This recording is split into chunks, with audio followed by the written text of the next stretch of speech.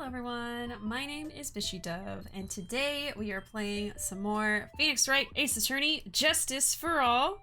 Welcome in all of my bishes. It's been a while since I remembered to call all of y'all my bishes, but welcome in.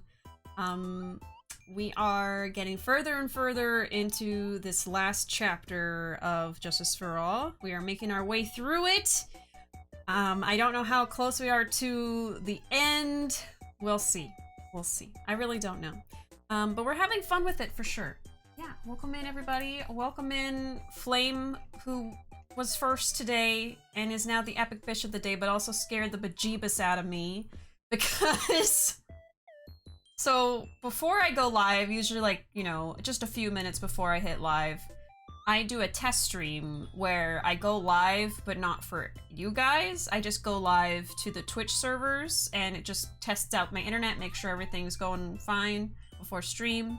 As soon as I clicked live on the test stream, Flame came into the chat and used the first command to beat everybody else to first and scared the crap out of me because I thought that I accidentally actually went live, because as soon as I clicked the button, Flame did that. I was like, because I was just standing, like, I was just sitting here, like, staring blankly at the screen, and I was like, can people see me? Apparently not. It was just Flame trying to be an early bird, I guess. It scared me. Promise not to poot during the intro. You know what I've been doing to circumvent that? I've been turning off sound effects as I do the intro and then I turn them on. Very sneakily. It hasn't been necessary yet, but I'm on. You guys got me on my tippy toes. I'm like, I gotta like have reflexes like a cat, turning them on and off, but they're back on, so. All right, I think it's about time we go ahead and switch over to Ace Attorney and see what we can get done today. So let's do that. Let's go. So let's hop in first, and then I'm gonna go over my notes and see what we were doing last time. Okay, yeah, I immediately remembered. So the very, very last thing that happened was we came into this room and there was like these weird groaning noises somewhere, and we were like, what the hell is that? And then we turn around and it's her. It is Miss Windbag here. And what she said she was doing was paying respects to Juan. So it was probably supposed to be her crying, I guess, or grieving somehow. Last time we also found out that the first name of the character that's called The Killer is Shelly. So his name is Shelly the Killer, and he's probably that guy with the stitches down his face. He leaves a shell card at the murder scene of his victims to prevent the client that hired him from being accused. And then we have some ideas for how to go about, I don't know, figuring out who the hell actually did this murder and why and motives and stuff. He could have been hired by the surfer dude, but we also, I'm not really sure. But hey, Opst, welcome. Can we get a shout out for Opst, please? Opst is part of Team Mochi that I joined recently, very, very recently. Opes is in the same team as me, and people that you know as well, including Wafer and Nicoleby and others. Oh, streaming retro, yes. What were you playing? Were you streaming last night, Opes? I think you were. What were you doing? Yeah, welcome in. Good luck, have fun with the mysteries. Thank you. Yeah, I love Ace Attorney. I haven't played it in a while. Oops! Thank you so much for the 100 bits! Yay, Mochi Hype! Thank you so much! I appreciate that, Oops. Yeah, welcome. I haven't played Ace Attorney. I took a break from it for like a few months. I didn't mean to, but I did, and recently got back to it, I want to say in April? Is that when I got back to Ace Attorney? I think so. Something like that. So yeah, I've just been having fun trying to get back through the series. We're almost done with Justice for All. We're in the very last case, basically. Then after that, I have the third game in the trilogy to get through, and then the Great Ace Attorney Chronicles. And then after that, I don't know what we're gonna do.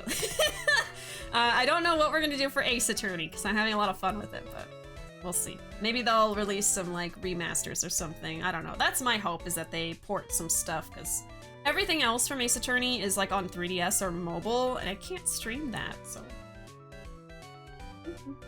Oh, you were playing Mario Golf 64? Oh my god. I don't even know if I ever played that, Oops. 64 was my first console, but I don't know if I ever played Mario Golf. I'm trying to remember. I definitely played other Mario games. I mean, I played Mario 64, Mario Kart 64. I feel like Mario Golf is something that I just never played, like any of the consoles. But it looks fun. That newest one looked really cute. I saw some friends play it, but I never actually played it. Gotta run, enjoy the stream. Thanks so much for hanging out for a little bit, PC man. Hope you have a good night. We'll see you around. Hey, Sadie! Vicious! Vicious! That emote's so cute. Little sparkly eyes. Welcome in, Sadie. Hope you're doing good. Have you tried to make elote yet? In the past 3 hours that I posted that recipe. I posted a recipe for elote in the Discord. For Sadie to see if she'll use it. It's very easy and very good. Please tell me if you get around to making it. Right, I have not. No, I'm just kidding. I didn't expect you to do it yet. Must find the good cobs. Yeah, I understand. But definitely take a pic or tell me if you make it. I'll feel very happy if I hear that you made good elote from my recipe. I wouldn't even be mad if you just caved and played 4 through 6 off stream. That's how much I want you to experience them. Yeah, I'm thinking about it for sure. I don't know yet, though. We shall see. We'll see. Ideally, I'd love to play them on stream. Just like with, like, Ishin and Kenzan, I'm kind of holding out hope that they bring the other games to the Switch or the PS4. Now I'm in 2 series that have unlocalized or hard-to-access games. Great! Alright, anyway, we are about to talk to Windbag. We have not spoken to her at all or presented anything to her, so this is all new stuff. And then why are we here? Do I have any notes about that? I think we're just exploring all the areas we can, really. We also learned last time that Andrews thinks that Engarde is cowardly. And that's why he was framed? Or that's why she framed him. Because she admitted to putting the knife in the victim to make people think that he was the one that killed Juan. So yeah. Hold back serving Take Me to Your Leader realness with the astronaut suit. Post your reactions in Discord instead. Oh my god, that'd be funny. Why are we here? Just to suffer? Okay, let me talk to her. Night of the murder. Please talk to me about the night of the murder just one more time. I talked about it plenty at the trial. I was fooled, tricked, deceived by that fraud of a photographer and her note. She was loitering around here with that imbecilic look on her face. With that imbecilic look on her face? Okay, got it. We're gonna start off with that, huh? Huh, Pearls? Now, hold on a second there, you little pipsqueak. If you're going to take notes, at least make me sound better than that. Oh, all right. Now I've seen everything. But you know, I was working that night too, doing my job, minding my own business. It's not like I had time to waste standing around here the whole night. Memories of Corrida. I was wondering if you could tell me a bit about Mr. Corrida. He was the most popular star, you know, especially where it counts, in my book. But I heard, oh sorry, that's Phoenix. But I heard that he was lagging behind in the polls against Mr. Engarde. Well, that's just a recent thing. Bad luck and all that, you know. But he was going to become an even bigger star than he used to be. Look, just look at this mountain of presents. It's a show of the mountain of feelings all his fans had for him. Yeah, the mountain is pretty big, and certainly nothing to shake a stick at. Mr. Nick? Hmm? What is it, Pearls? The presents. They're all bears, right? She's got a point. There isn't a single thing here that isn't a bear. Pretty weird. And another thing we saw last time was that there was a bear in the... I guess it was like an entertainment room, but basically the room where Maya is being held captive right now, which was in Engarde's house. I think that's important to remember too. Was a little stuffed bear. So there's some kind of connection either between Engarde and Juan. I mean, obviously they have a connection, right? But like with the bears specifically. Or with the killer, maybe. I don't know. I don't know. It's too much. All of Mr. Corrida's presents from his fans seem to be bears. Oh, that's because you can't think of Juan without thinking about bears. So they have a connection. Bears? Why bears? You don't know? When my dear Juan was training, he fought bare-handed with a bear. He refused to give in and let the bear win, but after the fight, they became friends. Wow, what a heartwarming story. Look, it's just like in those young people's dramas. I can see those two tuckered out down by a river going, "Heh, you sure can fight. You too, bub. You too." Did all that really happen? It's in his biography, bub. What a load of crock. So ever since then, fans have been giving him bears as presents. Yeah, nice. Bears. Growl. I'm Uncle Bear, and I say it's barely 8 o'clock. What is that infernal racket? It's one of the presents going off. Sounds like it's already 8 p.m. Way past your bedtime. Oh, that startled me. I thought I was gonna die for a second. Okay, that's gonna be important. I already know. I already know. Not profanity. Did I say something? Let's see. Is it actually 8 p.m.? Maybe the clock is stuck on 8 p.m. Oh, for Phoenix. Oh my gosh. Bear clock rung at 8 p.m. And then we have the fact that Juan fought a bear and won somehow. He survived, apparently. Okay, and then that's the reason for the bear presence in his room. Okay. It's just weird that there was a bear at Engarde's place. Hey, friend. Welcome. How you doing? She's talking about Saejima. Oh my gosh. Young people's dramas? You mean Yakuza? That's one of them. Phoenix would never swear. Shaking and crying right now. Didn't he?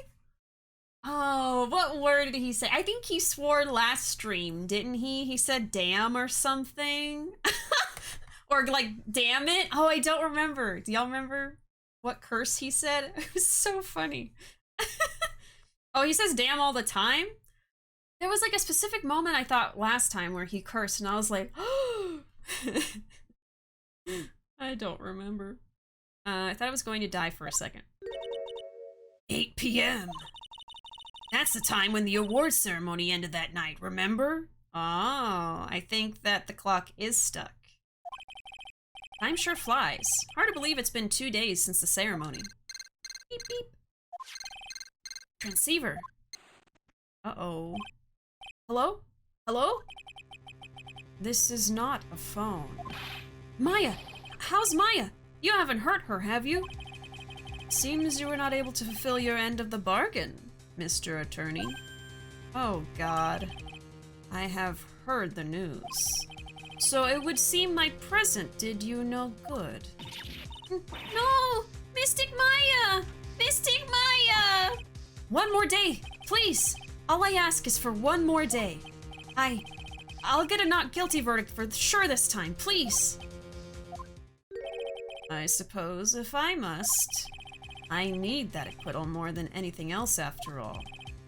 Please, please let Maya say something. I want to hear that she's all right. All right. Then, Oh, sorry, we're breaking up.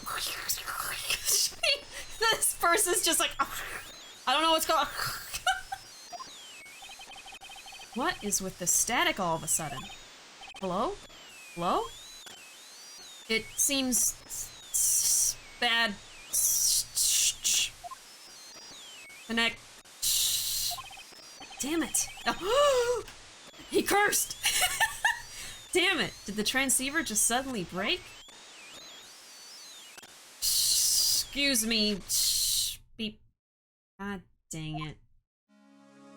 I bet the word that Phoenix said last time wasn't damn or damn it, because he does say that a lot. I don't know. I'll just drop it. Hey, hey, love butt, welcome. How you doing? Hope everyone's having a pleasant Thursday night. One day closer to Friday. And Friday means more Kirby. That'll be fun tomorrow. What happened? I don't know. All of a sudden it became nothing but static. Mystic Maya! Mystic Maya! Why did the transceiver suddenly break like that? I should probably have an electronics expert look at it. The sooner the better. Yeah, that's their only way to communicate with the person who's holding Maya hostage. I guess I could try presenting things to her, but I doubt it would do anything. Oh, we do have, this person now, who said that his name was John Doe, the butler of Engarde Mansion, but for some reason I get the feeling we've met before. Oh, Nick. Yeah, this is, the killer. Don't have anything to say. I don't think she's gonna tell us anything. How about this? No. Okay, let's just leave. We'll come back if we have to. Let's go out here. Well, actually, I would like to go back in there just for a quick second. Oh, oh!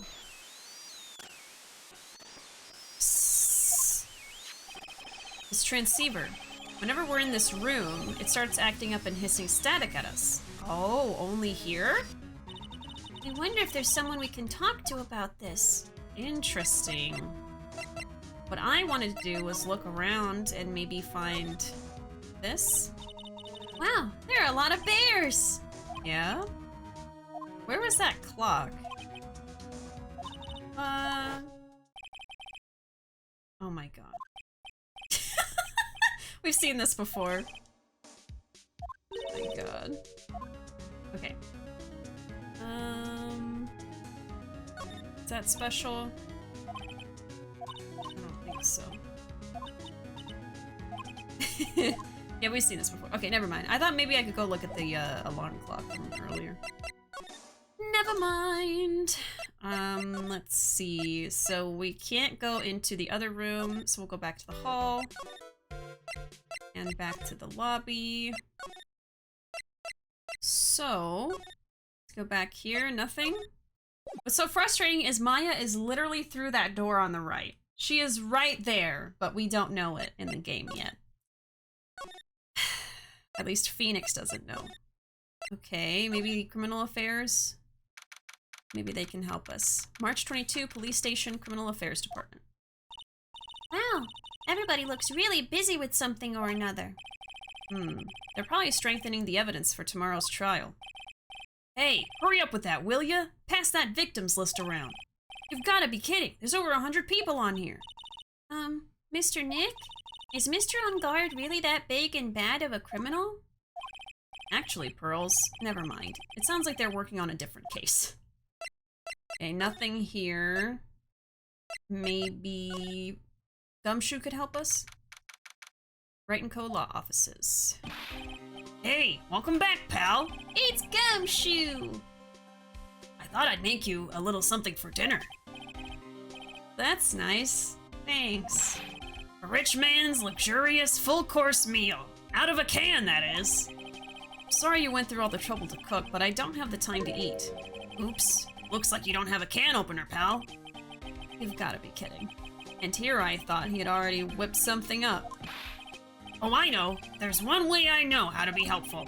Ask me about anything you want, pal. Go ahead.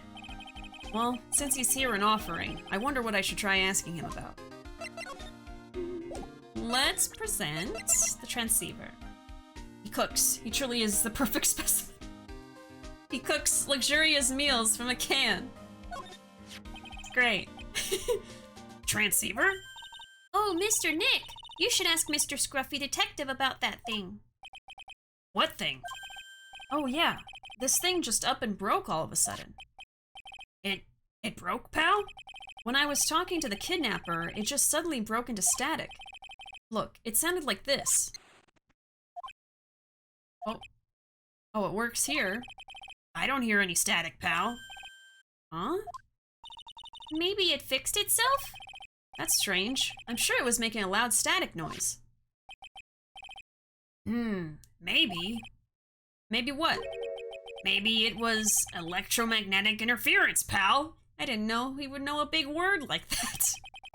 Electromagnetic interference? Okay, we'll talk about that. What I'm guessing is maybe they'll say that when we're in that room, for instance, maybe the guy is nearby with his end of the receiver. Sometimes when you have two like walkie-talkies near each other, sometimes they mess up or something. Are you saying you don't want any of his world-famous cold canned ravioli? More for me. Yeah, when the other one is close. That's what I'm thinking, but let's see. So, what is electromagnetic interference? It's something that happens when a radio wave gets mixed up with another signal, pal. Oh, when you put it that way. I don't understand what you're talking about. Like, for example, when a cell phone goes off next to a computer screen, the stuff on the screen gets kind of fuzzy and starts acting funny, right? Huh? Computer? It's like when you use the dryer next to the TV and the screen starts looking weird. Oh, yes, the TV does do that. Oh, so that's what you're talking about. That doesn't happen anymore, does it? Is this set in the 90s when that actually happened? It's like early 2000s, right?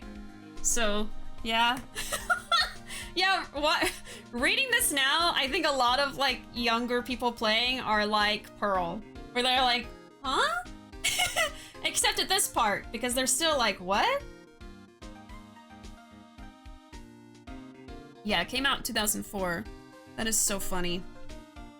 You know, there's been other things in this game that have happened that you know it's like dated, but this really dates it.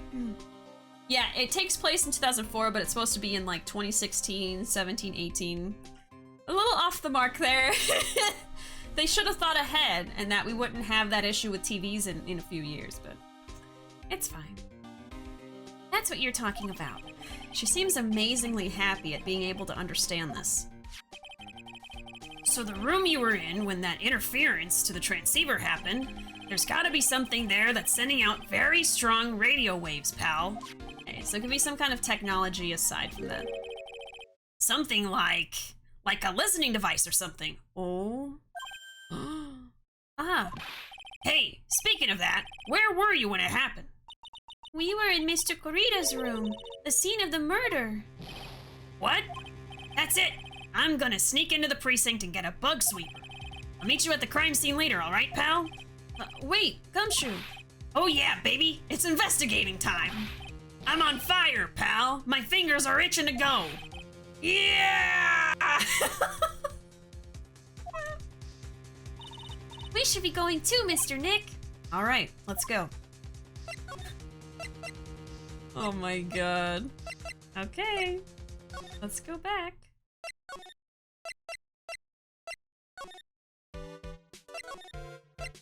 We're running all the way there. Went full himbo mode. Oh, what happened? They were referencing how TVs would react to like a cell phone going off next to them, or especially if a TV is near a dryer when it's on, it would get staticky, which doesn't happen anymore. They're not as sensitive to stuff like that, and some TVs don't really react at all. So it was just like very obvious that this was from early 2000s, you know. cathode tube TVs, cringe. That, like when you put a magnet on top of a box TV, yep. My god. Yeah, y'all remember when you used to like touch the standard television screen and it would like be fuzzy feeling on your hand from the static electricity? That was funny. Hello? Anonymous gifter gifted a sub to Flame? My alert didn't go off. Oh my goodness. That's weird. Let me see if I can make the alert go off for you. It might be because it's an anonymous gift. Sometimes they don't go off. Let me see. Didn't even pop up in my little timeline of stuff that happened. Thank you so much for gifting us up to Flame, anonymous gifter. I appreciate it. Just trying to see if I can make an alert go off for you. In the meantime, we make a paper star for Flame. Flame, you have access to all of our sound effects once again, and our emotes too. There is your star. Hope you can see it. And we will put that in the jar. Let's see.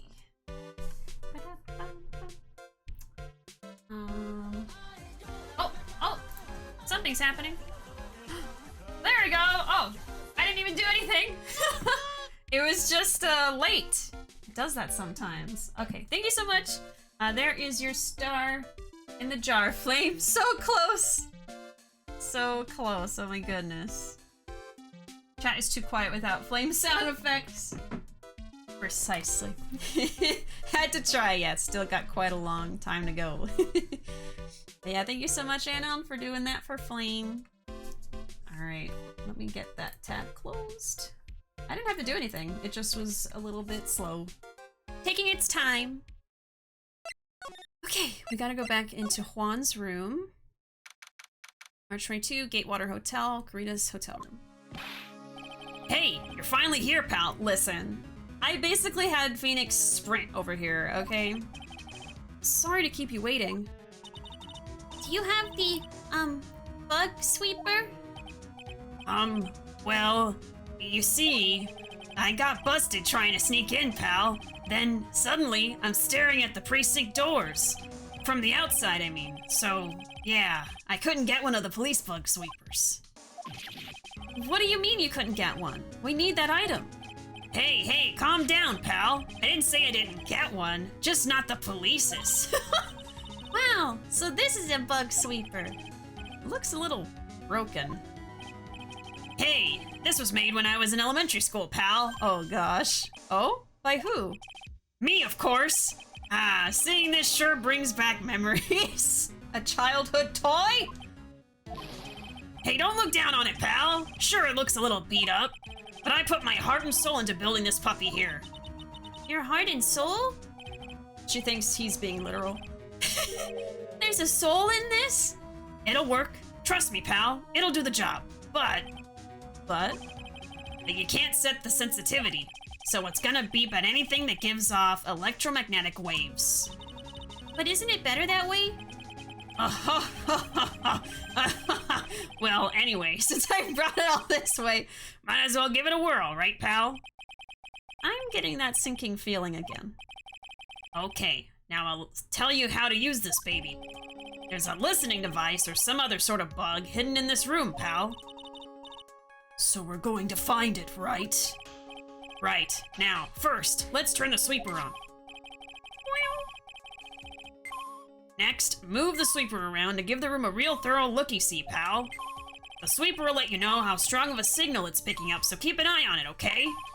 Once you find something that's giving off a lot of radio waves, press the X button to lock onto it. There's a lot of things here that's going to give off radio waves, so let's take a good look at anything and everything that seems suspicious, okay, pal? Alright, gonna go stand outside and keep an eye out. Give me a yell if you find the bug. Got it, pal? Alright. This is fun. Yeah, so the lamp. Electronics can give things off. Yeah, anything electronic is gonna react. The phone. This. The TV. The lamp. Let's try this. A cell phone. Nope, no bugs in here. A cell phone? What? Don't tell me you don't know what a cell phone is. I'm sorry. I've never seen one before. Now that she mentions it, my cell phone couldn't get any reception while I was staying in Korain village. And Pearls has never lived outside of the village, so... well, I guess I can't say it's impossible to live without one. My, how things have changed. Let's try this. The radio is on and playing something. Oh, it's Kids Question Corner. Professor, why is the Earth round? It's not! No, I'm just kidding. Yes, why is it, Mr. Nick? Why don't you listen to the radio program a little more, Pearls? Phoenix doesn't know why the world is round. Cringe. Lamp, check. Listening device, nope. There are a lot of lamps in this room, aren't there, Mr. Nick? Yeah. And they're all on. You shouldn't do that, Mr. Nick. Don't you know that's wasteful? Yeah. I'll be more conscientious from now on. Sorry. It's not like we turn them all on. And the phone. Well, the phone is the most common place for a listening device, I'd say. But let's take the receiver apart first before we get ahead of ourselves here. Wow, you know a lot about electronics, don't you, Mr. Nick? Yeah, I know tons, especially when it comes to taking them apart. It's my specialty. I'll leave the fixing part up to Gumshoe. So, is there a listening device in there? No, and I really thought it had to be in the phone, too. Then we have the TV. I don't really think the listening device is in the TV of all places. Looks like the TV was left on and it's now showing an old samurai movie. Yeah, this channel plays all sorts of international movies as well as domestic ones. You know, every time I watch one of these old movies, I always think, wow, these Japanese stars are really good at English. Yeah. When I grow up, I want to study Japanese. Should probably keep my mouth shut here and not destroy her dream. Or the fact that she's actually Japanese. The air conditioning? Well, the listening device isn't in the air conditioner. The aircon. Ah, yuck! This air filter is covered in dust and dirt. Yeah. Come on, Mr. Nick, let's wash it. I wonder if being a neat freak makes even the tiniest dust bunny look colossal. What? Oh, nothing. Okay, so that's, I think, everything here. Yeah, there's nothing like behind the painting. Those were just all the electronics. Oh, the bear. What a lovely bear. Growl. Ah! Ah, this must be one of those fancy bear-shaped toy robots. It's a robot? It's a real robot? Yeah, it's a real one. Mr. Nick! Yes? How many horsepowers is it? How many horsies? Horsies? It's not a car. Well, look, it's a bear, so,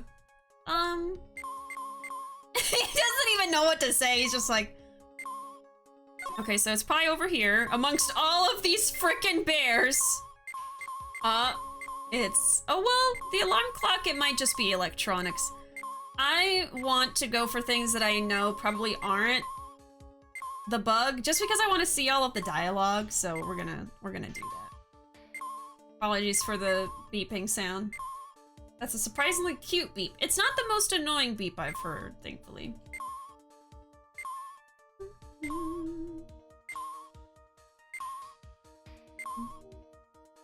Mr. Gumshoe, how are you breathing without a heart? Gumshoe's a lot more creative than he lets on.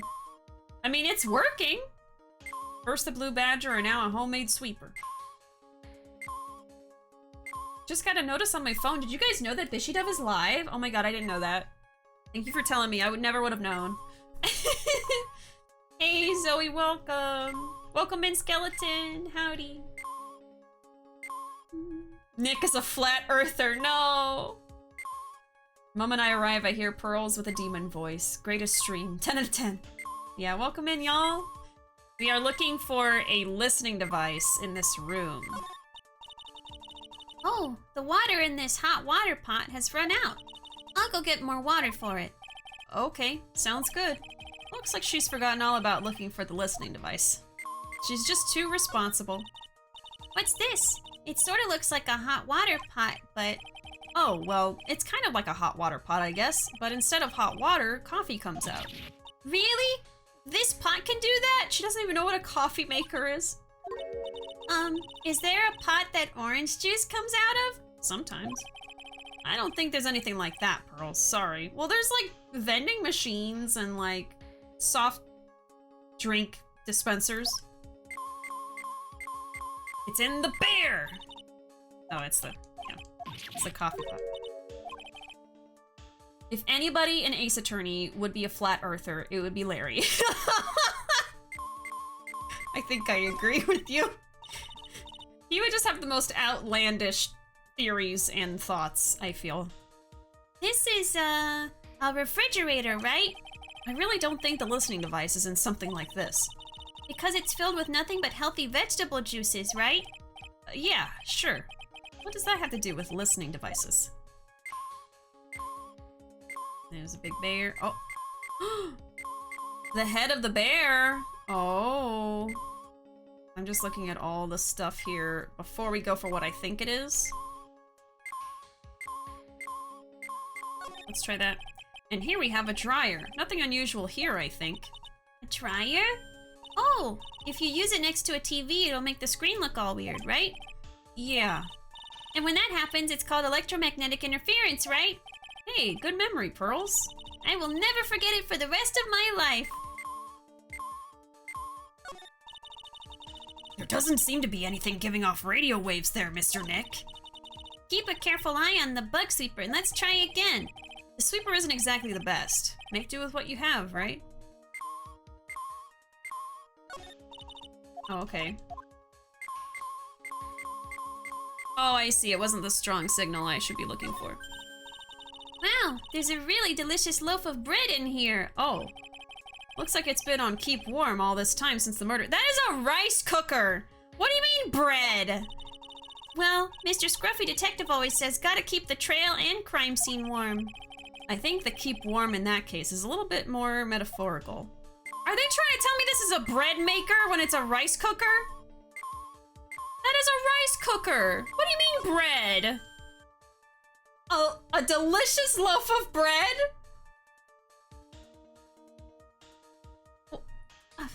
Localization, Bishi? I eat rice? Oh my god! This is like the onigiri donut thing. Really? You changed it from a rice cooker to a loaf of bread warmer? Why? Don't you know Americans don't know what rice is? No, you eat what Americans think is rice. It's actually tiny loaves of bread. 4Kids Ace Attorney dub. Oh my god. Oh yes, please, Zoe. You gotta do that. Oh my gosh. Oh. I feel like Larry wouldn't actually be a flat earther, but he would pretend to be one to get with a girl. Ugh. Very accurate, I feel. I thought you said it's in the beer. Oh my god.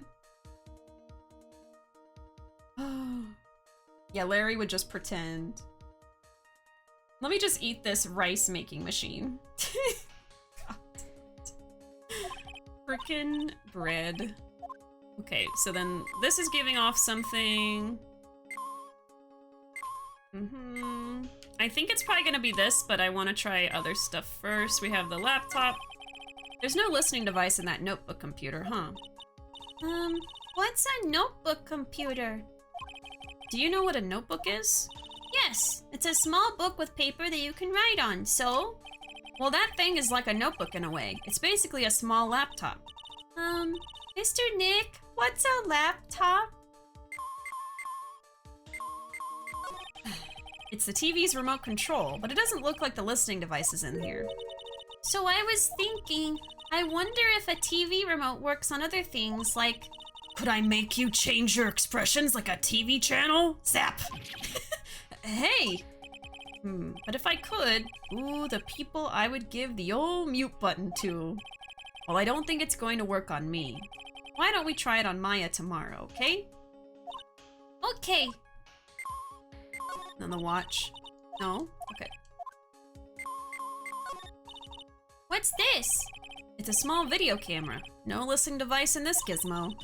Everyone's trying to make everything smaller and smaller lately, aren't they, Nick? And now things are getting bigger and bigger again. That's what it seems like. But I want to grow bigger and bigger. Well, eating only vegetables isn't going to help you there. You have to eat meat too. Well, Not exactly. just dissing all the vegetarians out there. Good job, Nick. Jeez. Okay, let's try this. Well, it certainly looks like an alarm clock. What's wrong? Why do you look troubled? I just can't imagine the listening device being inside this alarm clock. It just, sort of reminded me of something that happened a long time ago. Oh. Well, anyway, it looks like the listening device isn't in here. Alright, it's in the bear's head! Oh, I think I was a little off. Yeah, there we go. This is just a giant stuffed teddy bear, right? It's the biggest one I have ever seen. Hey, so did you guys find it yet? The listening device, I mean. No, not yet. But this bear's eye is... Let's see. A perfectly normal stuffed bear with some really strong radio waves. Sounds like you found the device to me, pal. Let's dig this big fella's eye out and see what we've got. No, you can't. Such a violent act. Oof. Rip. No! Poor thing. Yup. It's a mini camera, and it looks like there's more. There's a transmitter and a timer. A what emitter? A transmitter, pal. Nick, we have... Oh, transceiver. Okay, if you know what a transceiver is, don't you know what a transmitter is? Nick. Oh, is this more of that high-tech stuff? Oh wow, we have 3 things to talk about. Okay. Fun fact, you can bake bread in a rice cooker, or is it a slow cooker? Probably a slow cooker, right? Show Pearl your notebook, Bishy. She's obviously curious. My handy dandy rainbow notebook, where I put all my Ace Attorney notes. Phoenix said, get them gains. Oh my god. Need more protein. Okay, camera. So this tiny thing is a camera? Yep, it's a pinhole CCD camera, pal. It's a small, high-grade video camera mostly used in security systems. So it's a video camera. It runs on a battery, which comes with it in a set. But there's no videotape in this camera. Oh, Phoenix. This is only the camera part here, pal. Tape recorder with the tape inside it is somewhere else. Oh. Somewhere else? Footage is changed into radio waves and then it's sent to that recorder. So, it's sort of like a TV broadcast, isn't it? Hey, you know, you're right. Spy camera added to the court record. Set to record the victim's room from 8 p.m. for 1 hour. It was running at the time of the murder. Interesting. Okay. So we have new evidence, which is a spy camera. It went from 8 p.m. to 9 p.m. and captured the murder. So then I'm gonna go to my timeline that I wrote down. And on this I have 8 p.m. spy cam starts. Okay, got it. So what is a transmitter? It's a device that sends the footage the camera took to a specific destination. It's like a video version of a listening device, pal. It looks like it's attached to a small clock-like thing. Oh, that's a timer, pal. It set it to turn the camera on and record at a certain time with it. You can set it for a certain time? Yep, let's see. This looks like it was set to start at 8 p.m. and go for an hour. 8 p.m.? That was the time the awards ceremony ended. There's no date set, so it's been recording every night, I guess. Mr. Detective, how long has this bear been here? Pretty sure it's been here since the night of the murder. Then maybe... Maybe this camera caught the murder on tape. What? And if you think about the angle the bear is at, it's bound to have had a clear shot of the whole crime, pal. Transmitter added to the court record. I wonder if it was going to that room in Engarde's house. That had a lot of high tech in it. But I don't know if that's Engarde's stuff or if it was the killer. Changes the footage taken by the spy camera into radio waves and transmits the data. So there was a camera in this bear's eye. And it was disguised as a present. And I'm sure it was here on the night of the murder, pal. It's pretty big, so it stands out pretty well in my mind. But who gave Mr. Corrida this present? I don't know, pal. But this means that someone out there's got a video of what happened here that night. Isn't there any way we can find out who that person is? It's impossible, pal. Radio waves can be sent almost anywhere. There's no real way to find out. Oh, sniffle. Is there really no way to find out? Stuffed bear added to the court record. A spy camera was set in its right eye, found in the victim's room.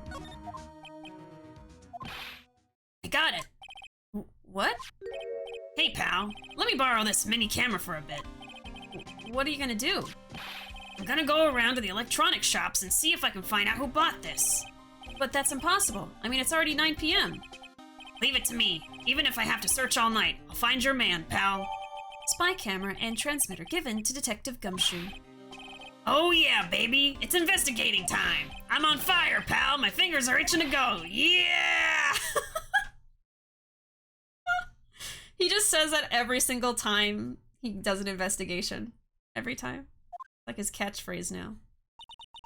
He's gone. Yeah. But Mr. Scruffy Detective sure is a nice man. He's pushing himself so hard, all for Mystic Maya's sake. It's a mystery how you always manage to do things in the most inefficient ways, right? Ack! I knew who it was! I knew it was you! Oh no, she's sad. The baby. Not the baby. You'll have to excuse me. I heard your conversation just now. Edgeworth, what are you doing here? A rescue team has been created and deployed. I can't say I'm optimistic, but we have to move forward one step at a time. I see. Thanks. Don't thank me yet. We still have to find her. So there was a spy camera hidden inside the stuffed animal, huh? You are one lucky man, right?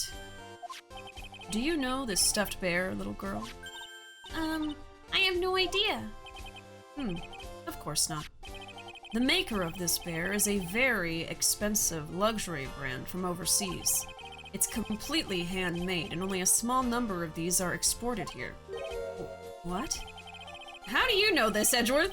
The camera and transmitter that Scatterbrain Detective took with him are dead ends. Things like those can be bought anywhere. However, this bear is different. By tracking how it got into this country, this bear can tell us who the buyer is. Can you really do that? Mr. Nick, can he really? Well, I guess so. It's 9 p.m. I think I can still make it in time. I'll be taking this for now. The bear? I'm sure you have other things you have to do. Stuffed bear snatched up by Edgeworth. The bear is like as tall as you. See you soon, right? But it's still there. Maybe you took a picture? I don't know. Oh, wait! What? Why are you doing this? He's just like got the bear over his shoulder, dragging it out of the room slowly, and he's just like stopped in the doorway like, what? What is it? Yeah, Edgeworth walking down the street with a bear toy the size of him.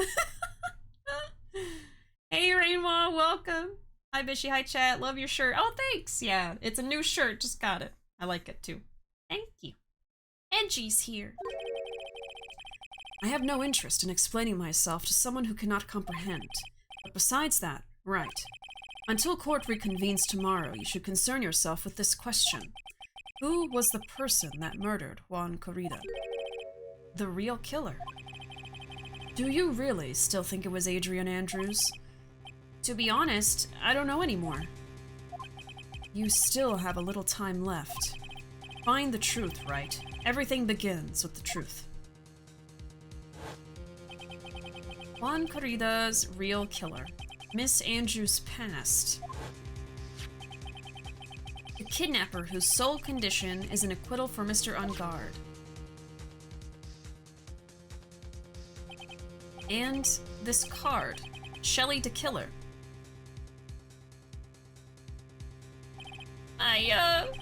Maya, the only way I can save you now is to find all the answers to this case tonight. I don't understand what your real intentions are, Edgeworth.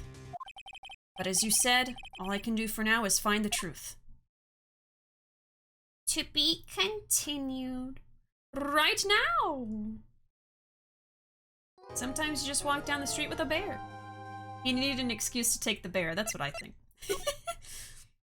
Alright, let's save. And keep it moving. March 22nd, 9:14 p.m. Gatewater Hotel, Corrida's hotel room. It's past 9 p.m. already, isn't it? I wonder if Mr. Edgeworth has already found Mystic Maya. These things take time. I would say probably not. The police are professionals, Pearls. They'll find her, so don't you worry. And if we can win a not guilty verdict tomorrow, then everything will be okay. You're right. I guess I can talk to her, the real killer. So the real person who killed Mr. Corrida was...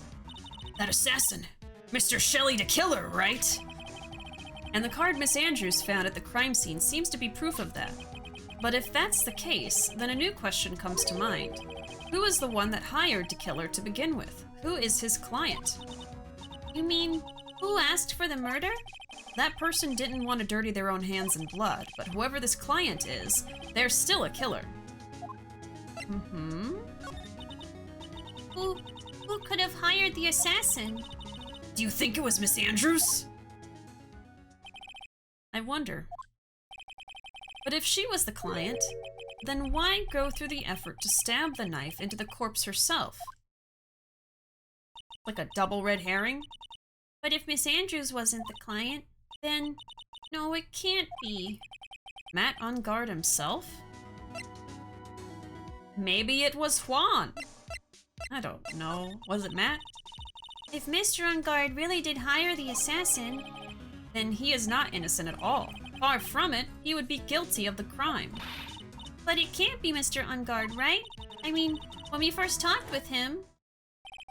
Mr. Engarde, I'd like to ask you one more question. Did you kill Mr. Juan Corrida?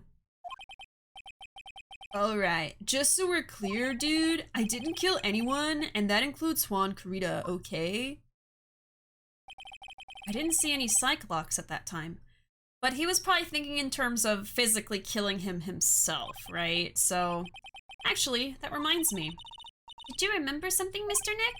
Yeah, something Miss Andrews said at the trial today. She said something interesting.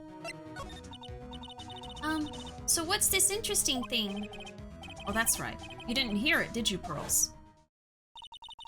Juan had bet everything on the Jammin' Ninja this year. And if he lost the Grand Prix, he was going to make sure that Matt was going down with him. That's what he thought anyway. I'm actually starting to think that Juan hired an assassin to kill him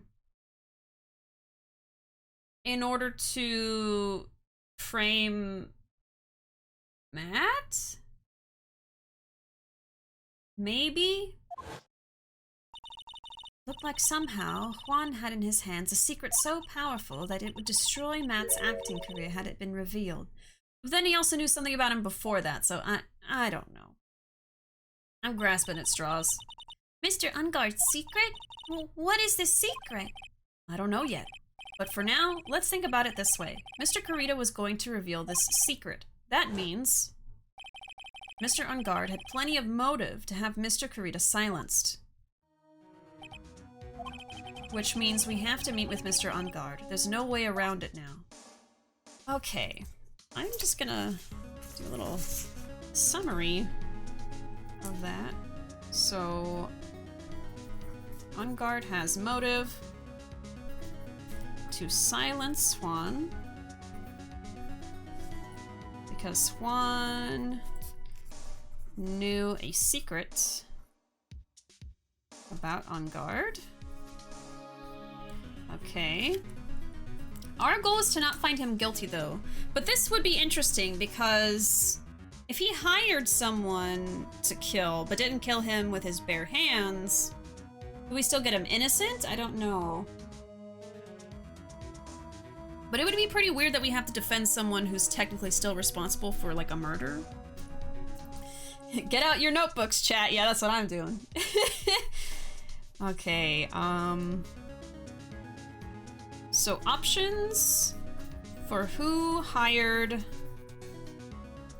the killer. I'm gonna go through some of these answers again real quick because I feel like it's a really good summary of, like, everything we know up to this point. So the killer, most likely, I mean, unless something wild happens, is the murderer. But someone had to hire him. So for options, we have Engarde. So then we have... Okay, let's go through this real quick. And then we can talk about Andrews. If Andrews was the client, why go through the effort to stab the knife into the corpse herself? Okay, so if it was Andrews, why stab the body? Okay. But if Miss Andrews wasn't the client, then Matt. If Engarde hired the assassin, he's not innocent. He would be guilty. Okay. If so, he is guilty. When we first talked to him, did you kill Juan? Okay, and then Engarde says, I didn't kill anyone. And we get no Cyclops. Okay.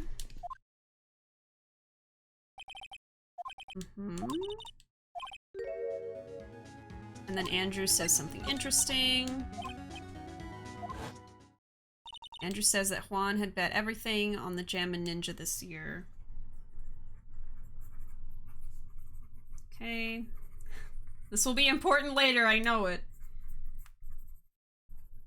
I'm taking very good notes right now because I'm gonna get lost later if I don't. And if he lost the Grand Prix, he would take Matt down. So that's Juan's motive for something. Juan had a secret so powerful it would destroy Matt's acting career. Okay. So now we need to know Engarde's secret.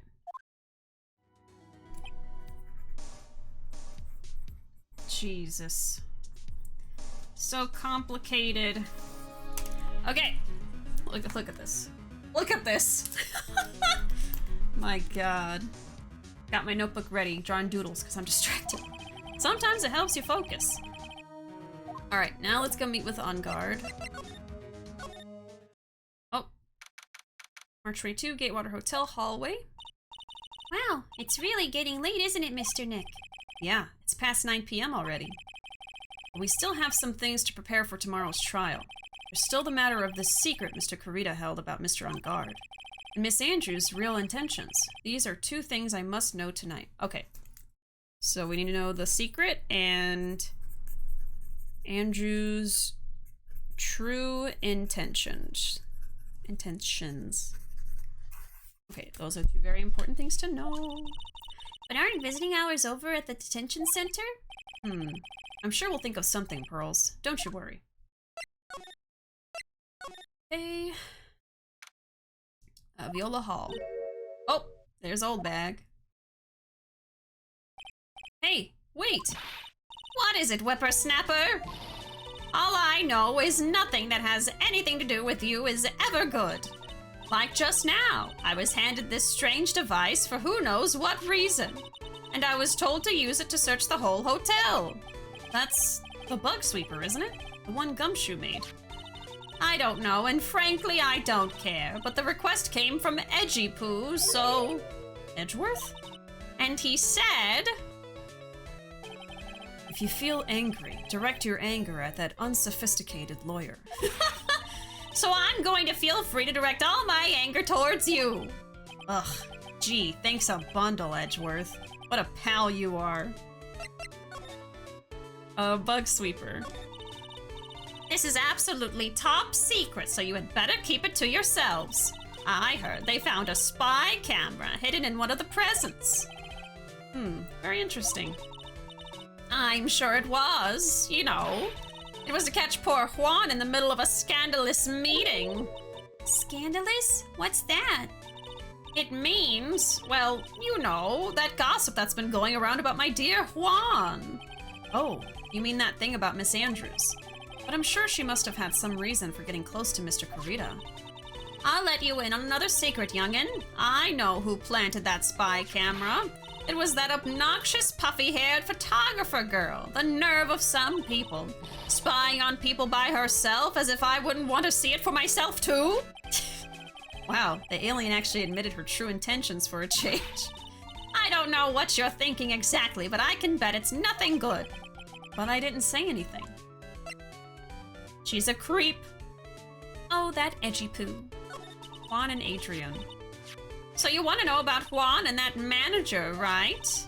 Actually, as I hear it, they were something of a refreshing pair, these two. Oh? I tell you, Juan really welcomed that manager with open arms, I heard. That manager? Who are you talking about? You don't know? That manager woman Juan had. Ah, Celeste. Yeah, Celeste. It's a shame she killed herself, though. Oh, you're talking about Miss Celeste Impacts. Miss Andrews' mentor, right?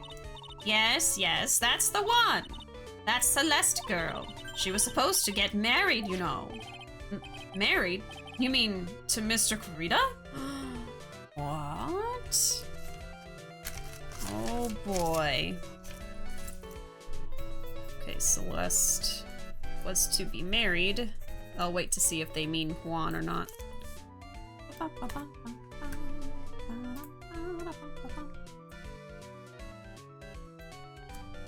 Okay, let's make a note for myself. She's a creep. She's a weirdo. What the hell is she doing here? She doesn't belong here. Oh, really, you young kids today don't know anything, do you? That girl Celeste killed herself 3 days after their marriage announcement. Oh my god. Okay. Jesus. 3 days after announcement. And then what complicates this too is that there was that photo of her that Maya found in Engarde's house that kind of insinuated that there might have been something between them. So that's pretty suspicious. 3 days after their marriage announcement? What in the... Oh gosh. Why would Miss Impacts want to kill herself? She was going to get married. Well, that's because she was thrown away, you see, by Juan. Huh? What? But they were going to get married, right? They promised each other, right? They held a grand announcement session, but 3 days later, Juan suddenly canceled their marriage. Okay. Juan canceled. Wow. Is that true? It was in the weekly magazines. But why? Why did he do that? That was not in the magazines, unfortunately. I see. That night after Juan called off the wedding, that manager, Celeste, killed herself. How terrible. So the same night... The same night. Okay. Jesus. I wonder what happened between those two. Okay. Well, that definitely complicates things. So, another fact about this case is that there might have been a note that Celeste left behind, and it was never found, which could be a motive for why Andrews might have wanted to get closer to Juan, which we have not at all addressed in, like, the actual court days. So that might be something we address the next time we go to court. And now that we know that Celeste's death was probably directly tied to Juan with this new information, that could also give a motive for Andrews wanting to kill Juan, since she cared about Celeste so much, and was basically codependent on her, so... Oh boy. Okay. So I don't know if I'm supposed to, like, present anything to her. What does she say to this? No, I don't think so. Okay, let's just move, I guess. Well, that's some pretty important information we know now. Hotel lobby. On that night, there must have been at least a few hundred people here. I guess the police are done with their questioning and investigating. It looks like things here in the lobby have finally calmed down. Is there anything new to see? Probably not. Let's try going back here. Oh? March 22, Engarde Mansion living room. It looks like no one is around. What happened to that person with the stuffed teddy face? Oh, she must mean that butler with the stitches in his face. Shoo! For a second, I was like, why the hell is she yelling Shoo? I forgot the cat's name is Shoo. The kitty! Meow! Oh, there you are! I guess you're still awake, huh, Shoo? Of course, cats are nocturnal. Meow! Come on, let's play! Oh, I wonder if that butler, Mr. Doe, is already asleep or not. Well, this is an interesting predicament I'm in. Maybe we'll explore a little bit. Hey, Lumen. Shoo! Kitty! I think it's so funny his name is Shoo. Was it a Shoo in Japanese in the original? I wonder about, like, localization sometimes, because, like, obviously Phoenix Wright's name wasn't Phoenix Wright in the original Japanese. It was, like, Narufudo something. So all of the names have been changed, probably, or at least most of them. So I wonder what the cat's name is. Kutsu. Yeah, Shoo in Japanese, Kutsu. Let's click on this. Oh no, Pearl is still here. There's a small door at the bottom of this bigger door, Mr. Nick. I bet it's for Mr. Engarde's cat to use. You mean Shoo? The door. It's locked tight. I guess that's to keep nosy people like me from entering. I don't think there's anything new here, unfortunately, so we're just gonna have to leave. But I'm glad we got to see the cat again. Hey, little Shoo. Hope you have a good day. Starts banging on the door. Maya! Are you okay? I'm gonna get you out of there.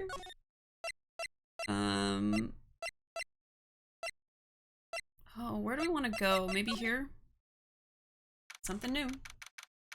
How is everyone enjoying the case? I'm having fun with it. It is very enthralling. I've had to take like, how many now? Like 3 pages of notes in my notebook just to cover everything so I don't forget stuff. Yeah, like double-sided. And now this, and actually that's more like 1, 2, yeah, 3 pages front to back almost. It's a lot. It's definitely a lot. But yeah, it definitely covers some like heavier subject matter compared to like the rest of the series. But even with that, it is it's a good case. I like the story of it so far. Oh my gosh, muffled Maya voice in the style of that FNAF TikTok video. Nick, Nick, don't leave me in here! Oh my god. That motorcycle's gonna fall down one of these days. It's just a lawsuit waiting to happen. I really like this one.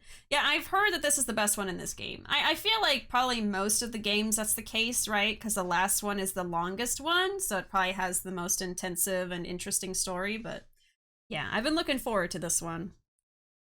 Okay, we're at the Wright & Co. law offices. It doesn't look like Mr. Scruffy Detective is here.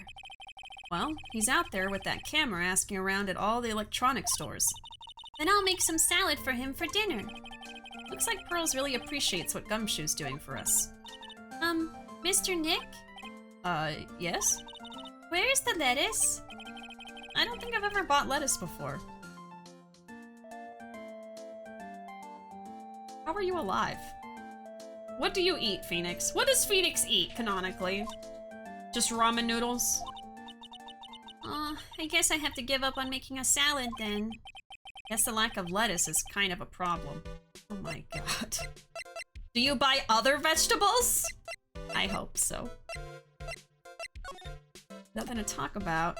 Phoenix eats hot chip and lies. That's it.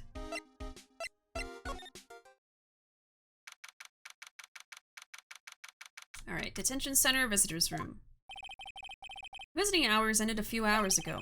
Looks like we're not going to get a chance to talk with Mr. Engarde tonight. But Isn't what we have to ask very important? Yeah, but I don't think that matters to the guard.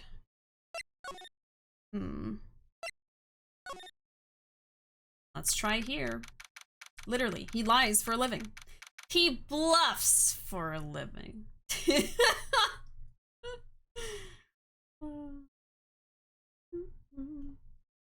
Police station, criminal affairs department. it feels sort of tense in here, doesn't it, Mr. Nick? Yeah, it does. I wonder if something happened. You're Mr. Engarde's lawyer, right? Ah, yes, sir.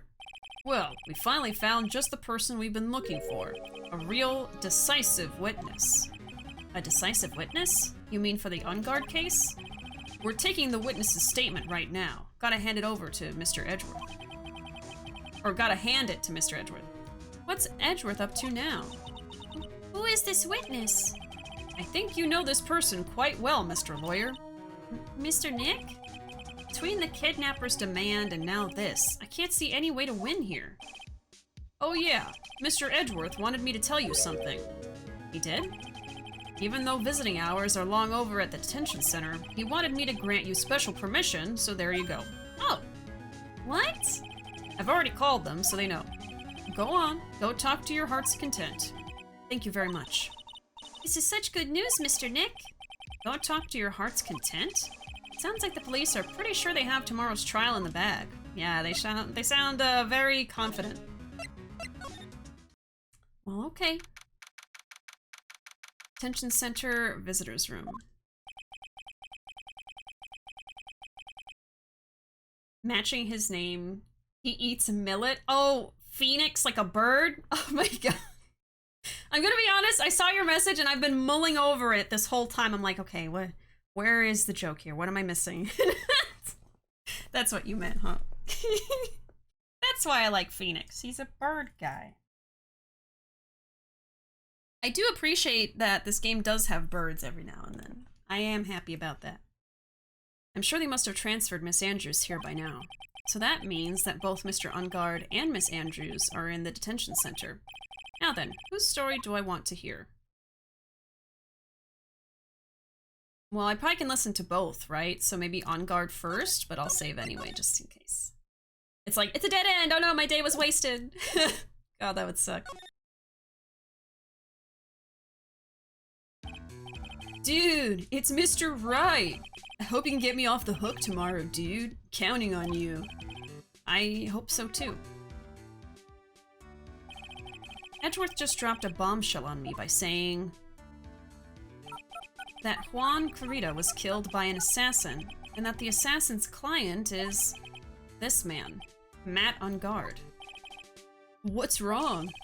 Mr. Engarde, there's something I must know with 100% certainty. You seem kind of different. You're totally not like your usual lawyer dude self. Matt's secret.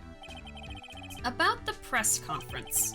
You mean the one where Juan was gonna dress up as the Nickel Samurai? Yeah, I heard a little more about it from Miss Andrews. It looked like somehow Juan had in his hands a secret so powerful it would destroy Matt's acting career had it been revealed.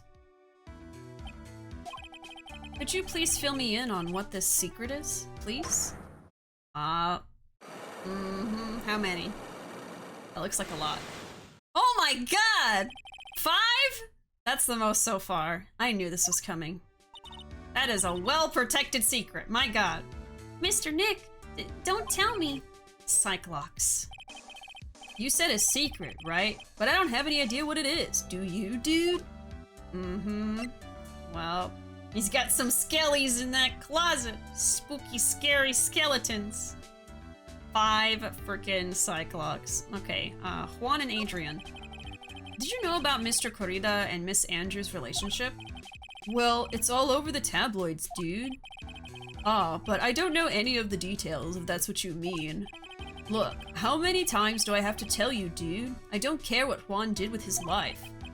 Miss Andrews, she had a purpose in mind when she started seeing Mr. Corrida. Her mentor was Mr. Corrida's manager. And Miss Andrews was going to get Miss Celeste Impact's suicide note from him. Celeste? Does that jog any memories? I wonder if the secret has to do with Celeste. Dude, I suddenly just got totally hungry. You up for a pizza? My treat. Was the skeleton me? I don't know, maybe. Are you living in someone's closet? Oh god. The moment you break the Cyclops, skeleton will appear. Scary. Yeah, don't hide in there. You don't gotta hide in there. Cowabunga, dude! Pizza time. Mr. Nick, what's a pizza? Is it a kind of pea? Like green peas? Let's go eat one later, okay? Oh, I got cut off by the pizza dude at the shop. That's too bad. Well, how about we get our minds off of this topic and talk about something else, okay? Mr. Engarde, are you connected to Miss Impact's suicide in some way? I think so. What I'm thinking it might be is that maybe so Juan was engaged to Celeste and then called off the wedding 3 days after they announced it. So maybe in those 3 days, he found out that Celeste and Matt were secretly in a relationship. So Celeste maybe was cheating, and then that's why Juan called off the wedding, and then everything else happened after that. Don't tell me. Don't tell me if I'm right, but that's where my mind is going to, because I have a feeling that Matt and Celeste might have been a thing, as well as Juan and Celeste now, so... Oh boy. I'd like to imagine that once Pearl eats a pizza, it becomes her favorite, like Maya and burgers. Oh, that would be very cute. Very, very cute. Okay, so if I want to talk to Andrews, do I just leave and come back, maybe? Yes, okay. So I'm gonna go back to Matt in a minute. Let me just jot down that I need to do, Matt has 5 Cyclops. Because our goal for right now in the game is to find out Engarde's secret, which I had to do the 5 Cyclops for, and also Andrew's true intentions. So let's talk to her and see what information we can get, and then maybe I'll be able to tackle the Cyclops. So, Andrews.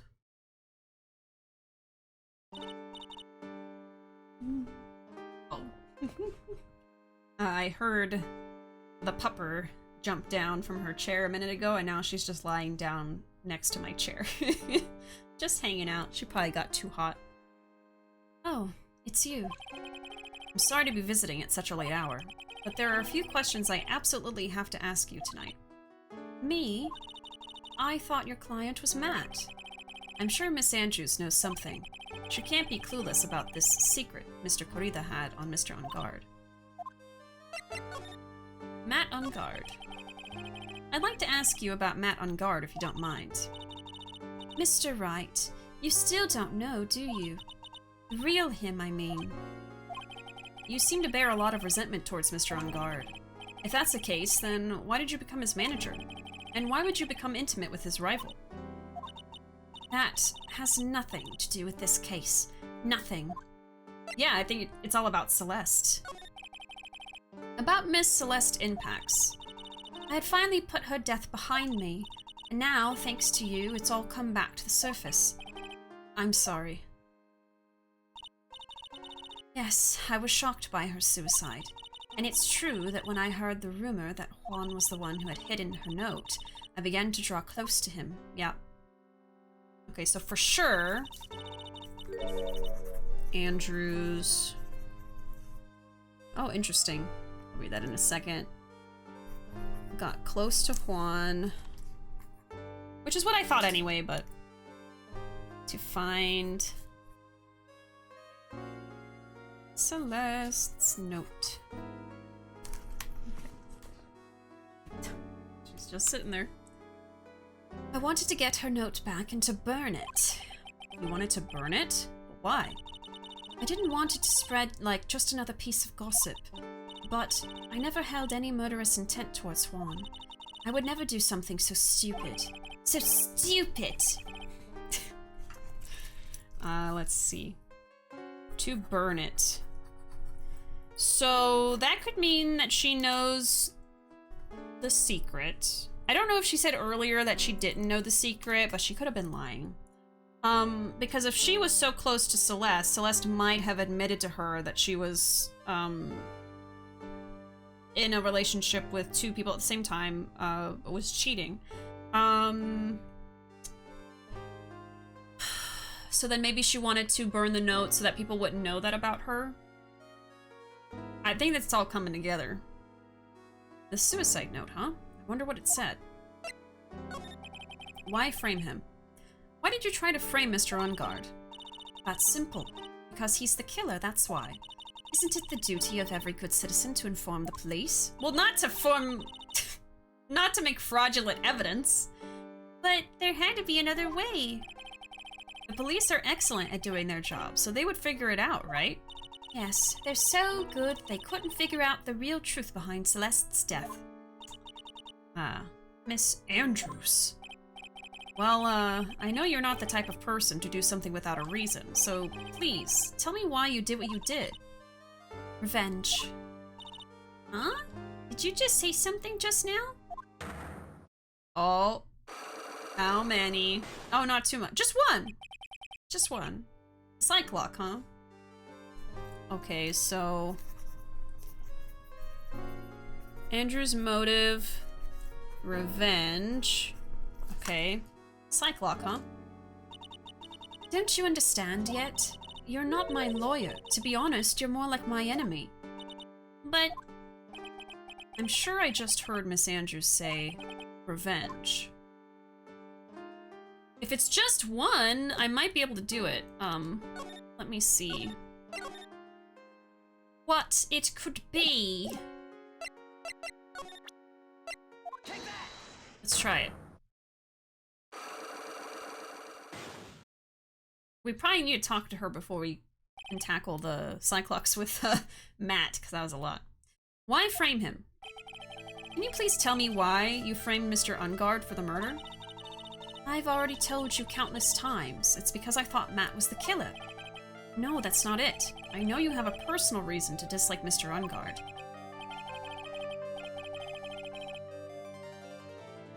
Oh, now Poppy wants to come say hi. Y'all want a Poppy break? Up, up. You want to come up, up? Ooh. Let's do a little puppy break. There she is! Yeah. Yeah.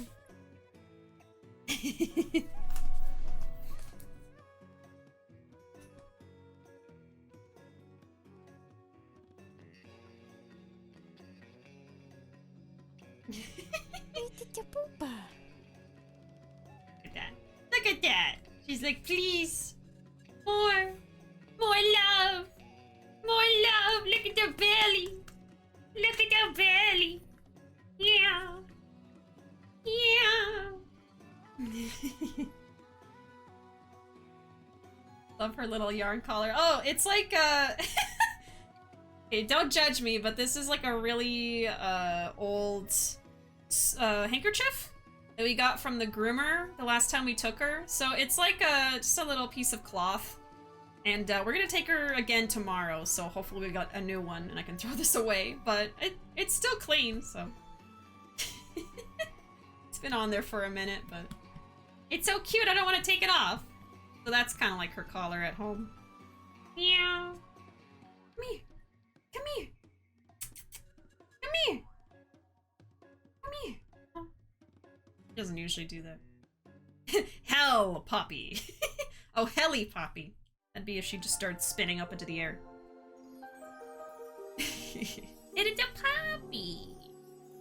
And here's her little collar. Her little collar for her little body. Because you are so small. Do you know the secrets? Do you know the secrets? Do you know the secrets? Her tail's wagging. Do you? Do you know? Do you know all the secrets? Oh my god. Do you know the secrets? Do you?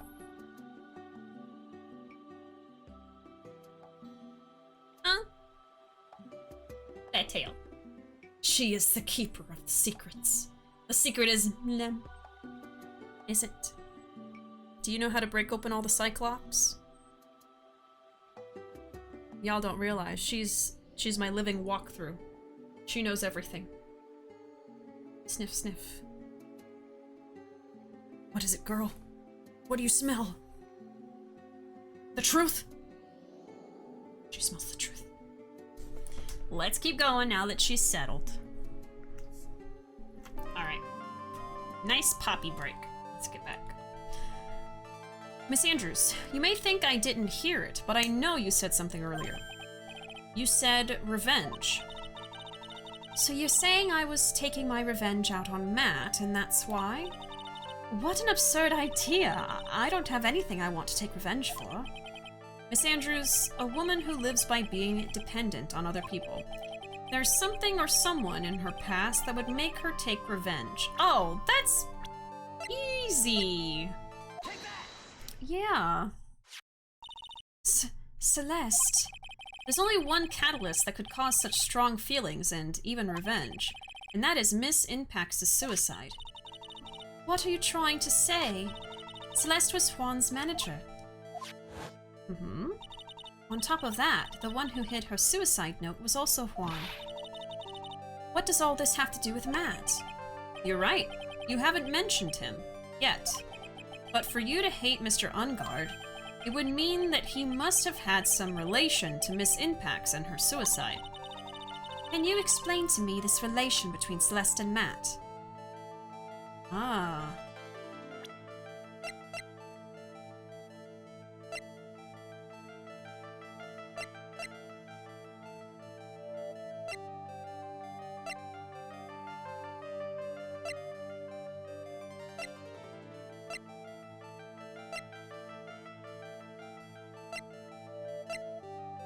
I don't think I have that yet. I thought it was only gonna be one thing. Okay.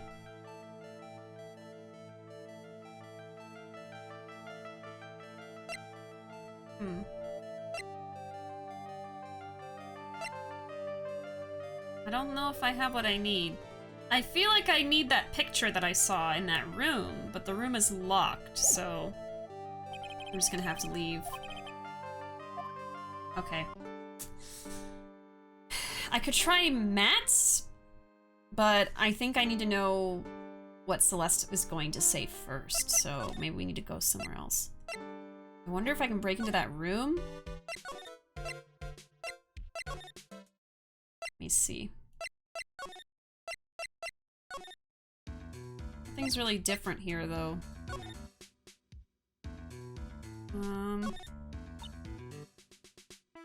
Talking about the hearth again. I don't think so. Could you explain Matt and Celeste's relationship? I don't think I have it.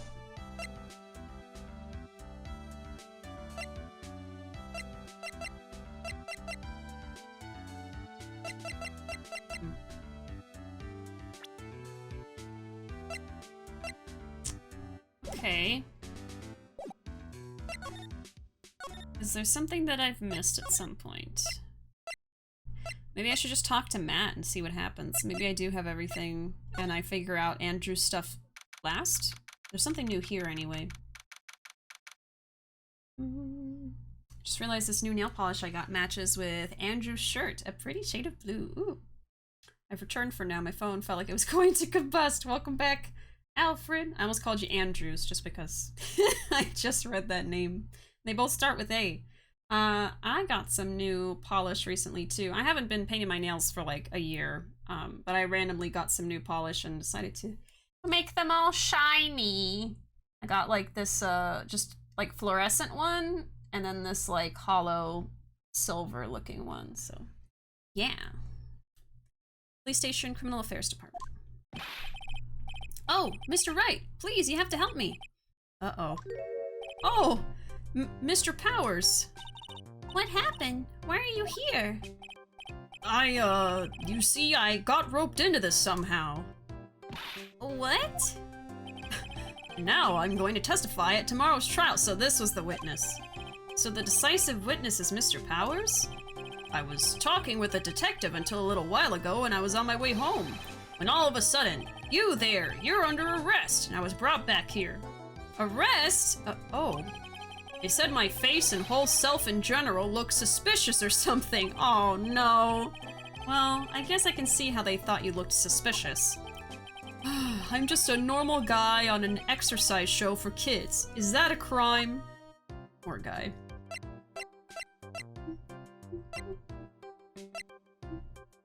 Oh, so cute. Thank you.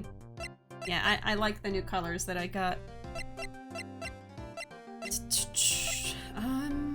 So talk, yeah. Talk to him. Speak!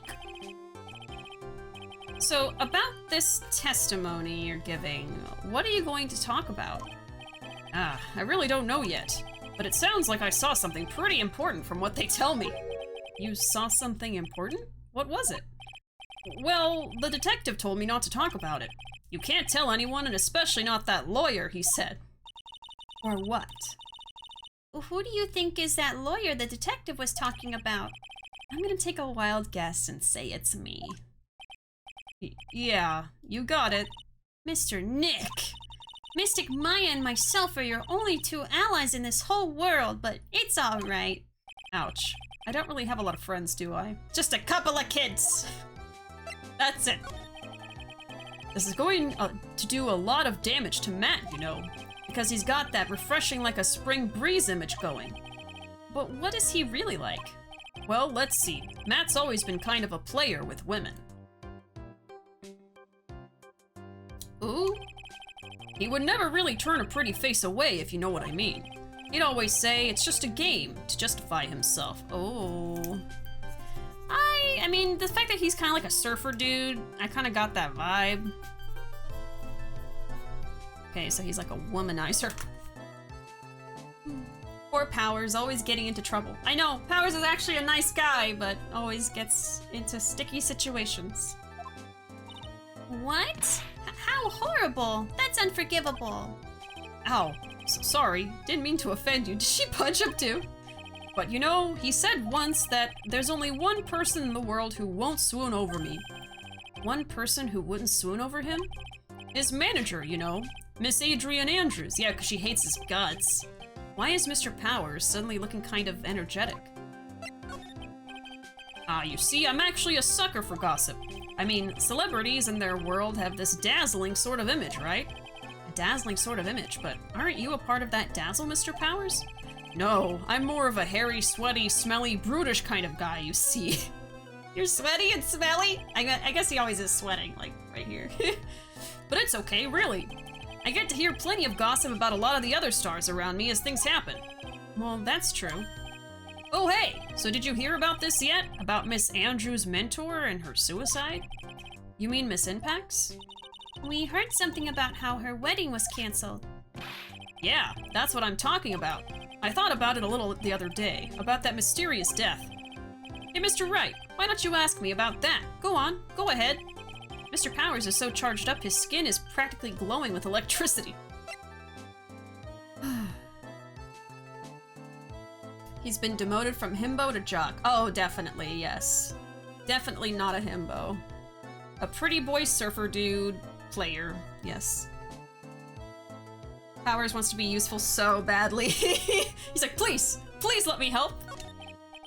Hey, so have you heard this? Celeste left a suicide note. And they say that Juan went and hid it. We heard about that in court today. But there wasn't any actual proof that she had left a note. Well, this is what I think. I think that something bad was written on that note. Something bad for Juan, that is. Something bad for Mr. Corrida? Why do you figure so? Well, before she died, Celeste talked with a few of her friends, and she said, "It looks like I got caught up with a truly insidious man." Oh, okay, so maybe it's not that the note has something incriminating about Celeste, but about Juan? Okay. Celeste's note incriminated, or was something bad about Juan, maybe. A truly insidious man? Did she mean Mr. Corrida by that? Oh. No, it could have been about Matt. Incriminated Matt. Or Juan. But probably Matt. Okay, no, so if it's Matt, it still fits in with the theory that I have. There's no one else that fits the bill, right? And that would be reason enough for him to hide the suicide note. See. Well, that's some good info. Thank you. You're welcome. Mr. Engarde and Miss Andrews, they're both at the detention center right now. There are still things I don't understand or know about, I'm sure. I have to get the two of them to tell me everything. Oh.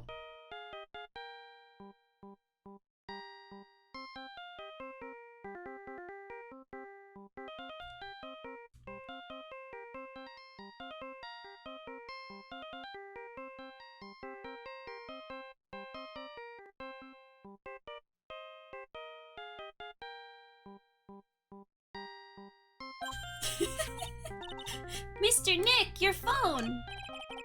Hey, that's a Steel Samurai theme song, isn't it? I don't like the sound of this ringtone right now. It sounds kind of ominous. Yeah, I know. Beep. Hello? We're in trouble now, pal! Or, I'll be back at the office really soon! what's wrong? Something really unexpected just happened. Mr. Edgeworth, he... What? What? Edgeworth? Anyway, hurry up and get back to the office, pal. I don't know what's going on anymore. It's no good. The end, Oh, God. Hello? He got cut off. What's going on, Mr. Nick? Gumshoe said we need to go back to the office right away. Then we should hurry back. I'm scared to go back. What are you talking about, Mr. Nick? Pull yourself together! Maybe it'll be good news. It didn't sound good. Somehow I doubt that. Hey Tommy, welcome. I have the Steel Samurai as my ringtone, so I legit thought I was getting a call. Oh my gosh. You've been Pavloved. And Phoenix says he's not a fan. Shake my head. He's a fan, but denies it. That's all. He just lies and eats hot chip. Okay, let's go. March 22nd, Write and Code Law Offices. What took you so long, pal? Mr. Edgeworth couldn't stick around forever and had to go. Well, what happened? We got him. We know who bought that spy camera. Eh? This quickly? Oh, and it's probably Matt or something. And this bear is what gave them away, pal. The bear. I figured it out, pal. I figured that we should have been looking into the bear instead of the camera. Well, Edgeworth knew that. But wasn't it Mr. Edgeworth that figured? Shh, Pearls. Just give him this. Give him this one thing. And go on. There's only one person who bought one of those bears who's related to this crime.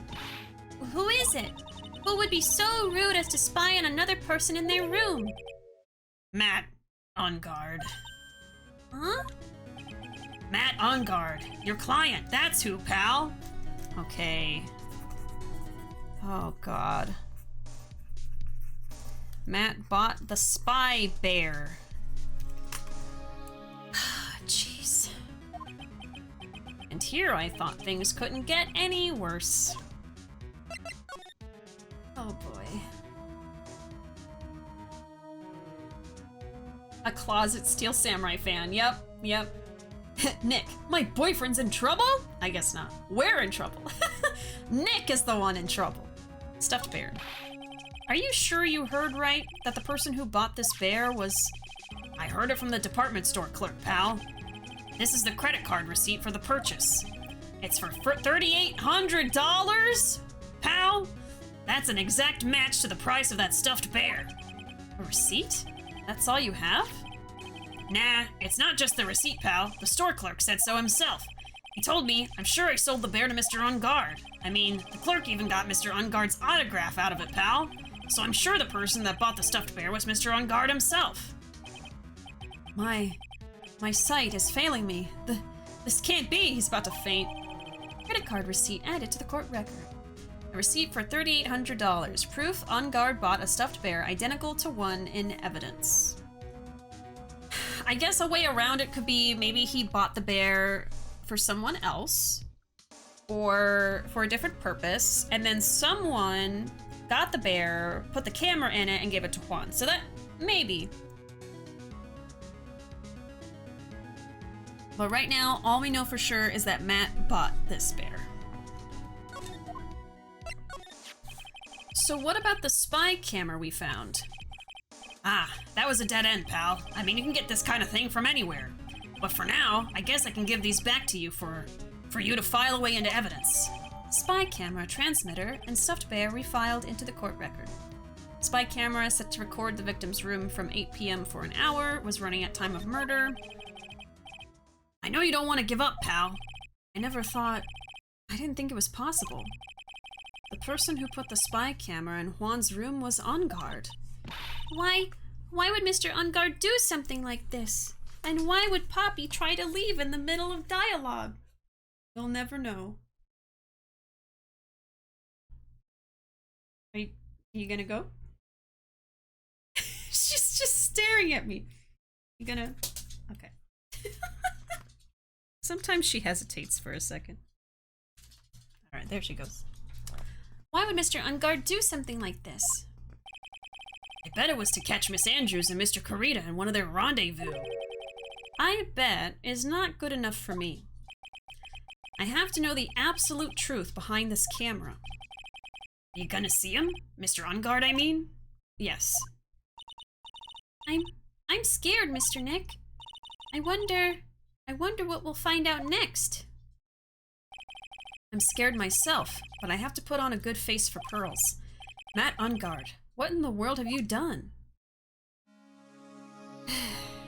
Okay. I guess we just go back. Oh. You're working really late, you know. It's already past 10 p.m., dude. I think it's time you told me the truth. Relax. Don't you know that ignorance is bliss? But if you really want to know, let's talk. There's nothing new here. Maybe I do talk to him first?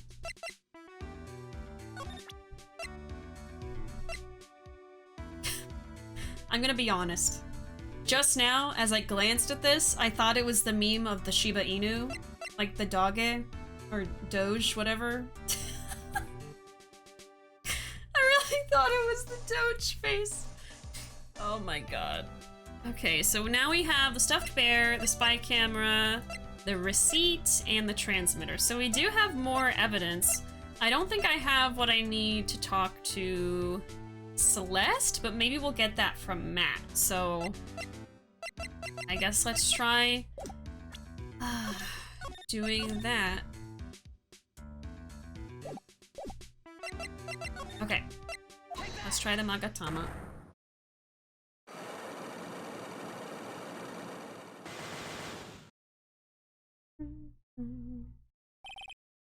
Matt's secret.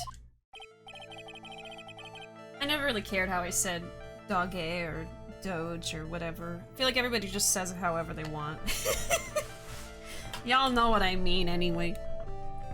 Oh, okay. Now, let's hear what this secret of yours is. What if Mr. Kurita had been successful in his plan? What would he have disclosed? I told you before, dude.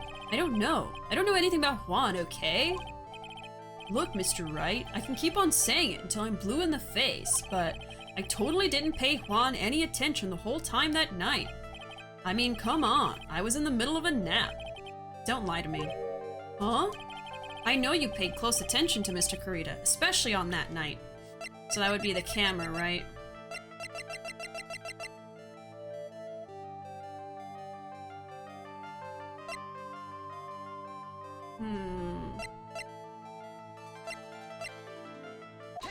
Yeah. Someone used this camera to secretly film Mr. Kurita's room the night of the murder. Secretly film? What? And then sent the images the camera took with this transmitter.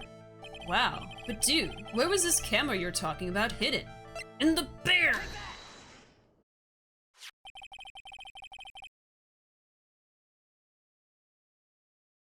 Poppy is crying, but I don't know why. Why are you crying? Up, up. You wanna go in your chair? I think she just wants to go in her chair. She'll get it in a minute.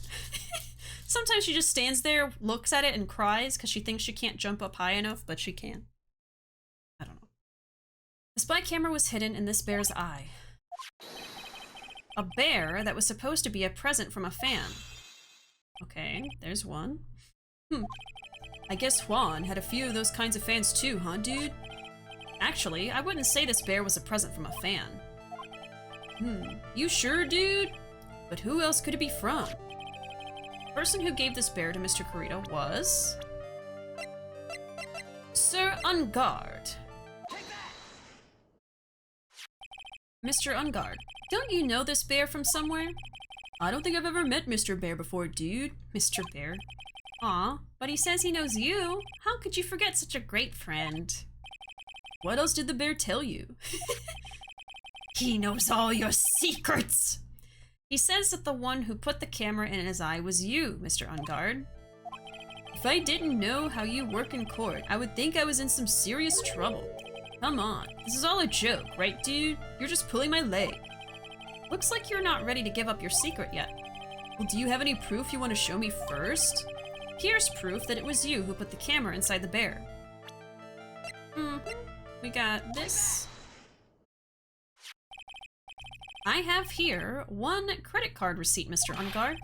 It's from when you bought that stuffed bear. Dude, all you can tell from this is that I spent $3,800. I go to that department store all the time, okay? This $3,800 could be the toothbrush I bought that one time. A $3,800 toothbrush? It's ivory, and it's got elephant hair for bristles. Oh my god. Ew. Elephant hair? Is that what rich people use nowadays? And ivory, you monster. Anyway, the store clerk clearly remembers you and your purchase. After all, you even gave him an autograph, did you not? Dude, you should have said that earlier. Oh my god. So can I ask you one thing? Yes? You're my lawyer, right, dude? So if you are, then why are you looking into stuff like that? Because if I don't know the truth, I can't help you. Sounds more like stupid lawyer talk to me. Hey, let's stop talking about this, okay? No, not yet. I haven't asked why you set the camera up yet. And what your secret is. Of course, it would be strictly confidential. So, what are you going to do now? I'm gonna find out what I want to know, because I must. The reason you hid this camera in Mr. Kurita's room and filmed it in secret is... Do I know this yet? It's like, I'm not even getting the answers from him. I have to know all the answers already. Just confirming them.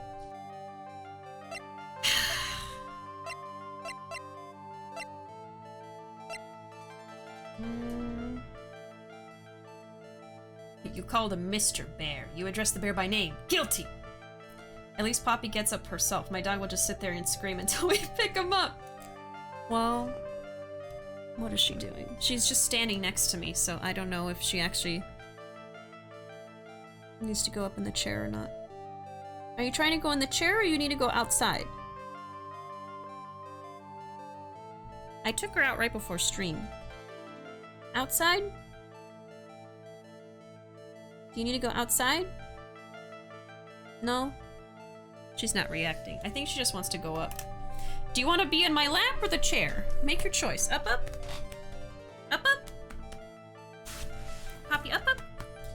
Okay, she's back. Oh.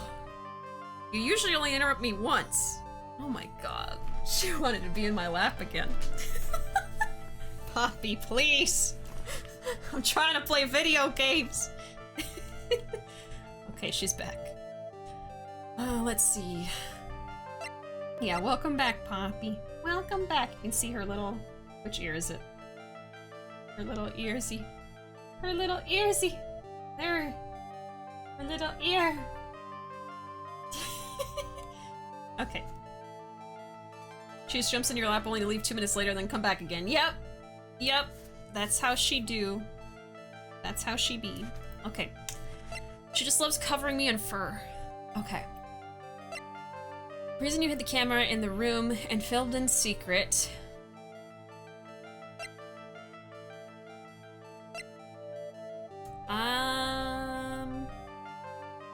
I did save, so if I mess up, I'll probably just load.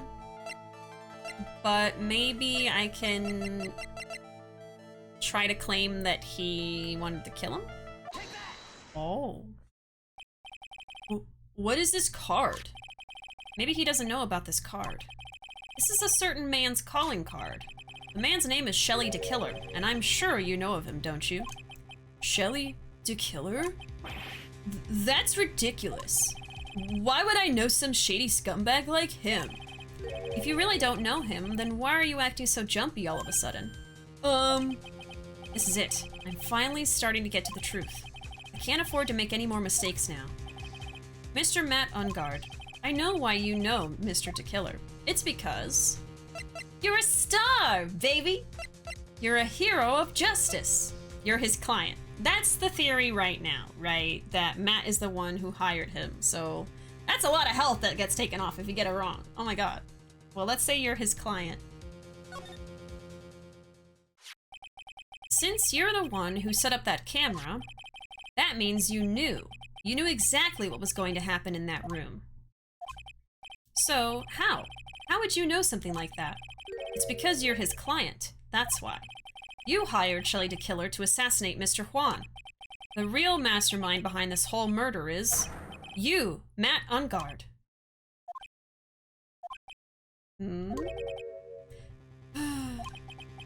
And here I was trying to be a good boy for you, dude. Huh? I thought if you didn't know, you'd be able to do your job without feeling bad. Well, that's what I thought anyway. Oh, Mr. Engarde, you really did hire? Hold on a sec. I'm gonna consult myself, okay? Consult myself? Well, I guess it's probably about time anyway. About time for what? I think it's time for you to meet him now, Mr. Lawyer Dude. Oh. Oh! Oh! Hello?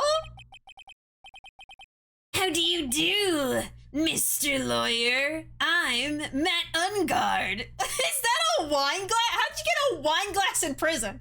How did you get a wine glass in prison, bro? Okay.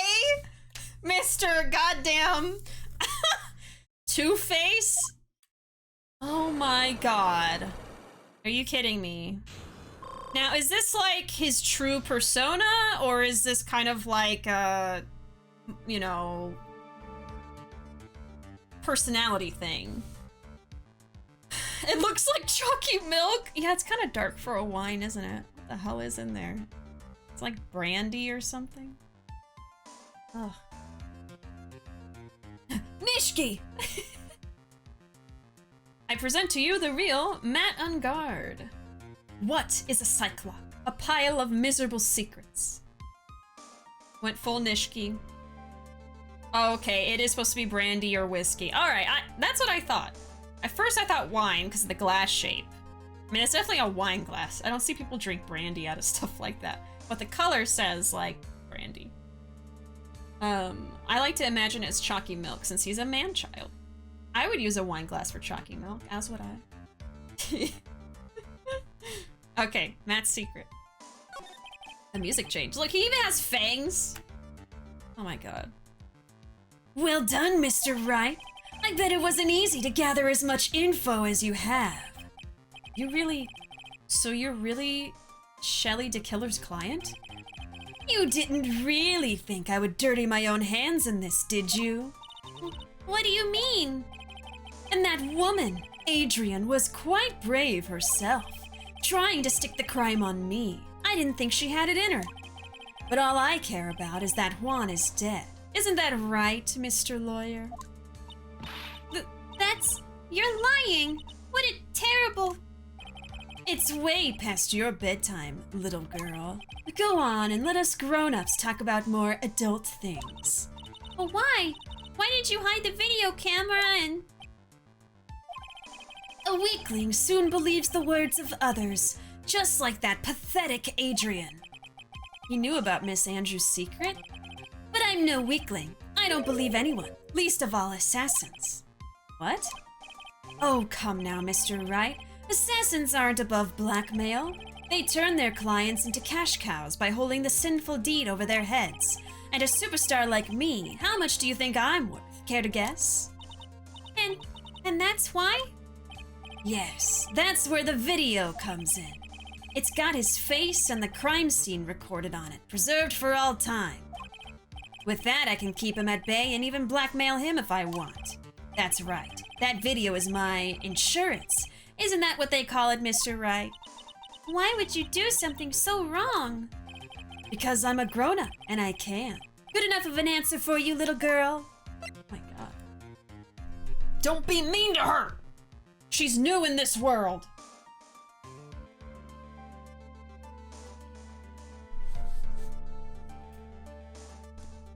I would say he's fully aware of everything, just putting on the jock act, because he's flamboyant and horrible.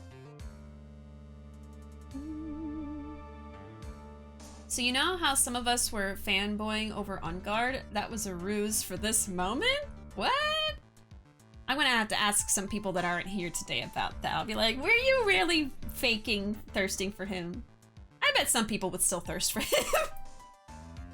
Some people are into that. This guy's the worst. I feared getting a 100% in the love meters. Oh my god. Y'all were pretending though. Oh wow. Y'all were trying to fool me too! That's why this is the best case of the game. This whole time all your clients have been innocent. Now what are you gonna do? Yeah, I've been like trying to figure out a way for Matt to still not be guilty because every single time we've played this game, we've had an innocent client, so... Whew, okay. Well then. Yeah, I don't know. I feel like, we're gonna end up finding him guilty and saving Maya a different way. I feel like that's the only way for Phoenix's conscience to not be just destroyed, but we'll see. I thought he was adorably stupid in the beginning. I didn't know. He's fooled all of us. Oh, okay, motive for the murder. Why? Why would you kill Mr. Kurita? Because he was about to sling so much dung onto my beautiful public image. Scandals are a little annoying, aren't they? This is all because of that press conference, isn't it? Okay, so he really did... Okay, Matt killed Juan to protect his secret. Okay. So he's just like a piece of crap, evil celebrity that pretends to be good. Great, got it. If Mr. Kurita had been able to give it, then Mr. Engarde's secret would have... well, that's what we call taking advantage of the situation, you know? I had no interest in doing it, really, but bit by bit it crept up on me. And then the situation just presented itself perfectly. How beautiful, I thought. And that's how Mr. Kurita ended up dead. Let me tell you something. I'm not like Adrian. I don't depend on anyone. People are simply things to be used and thrown away. Oh, so he's a manipulator? Put on a sweet, innocent face and people will swallow anything you feed them.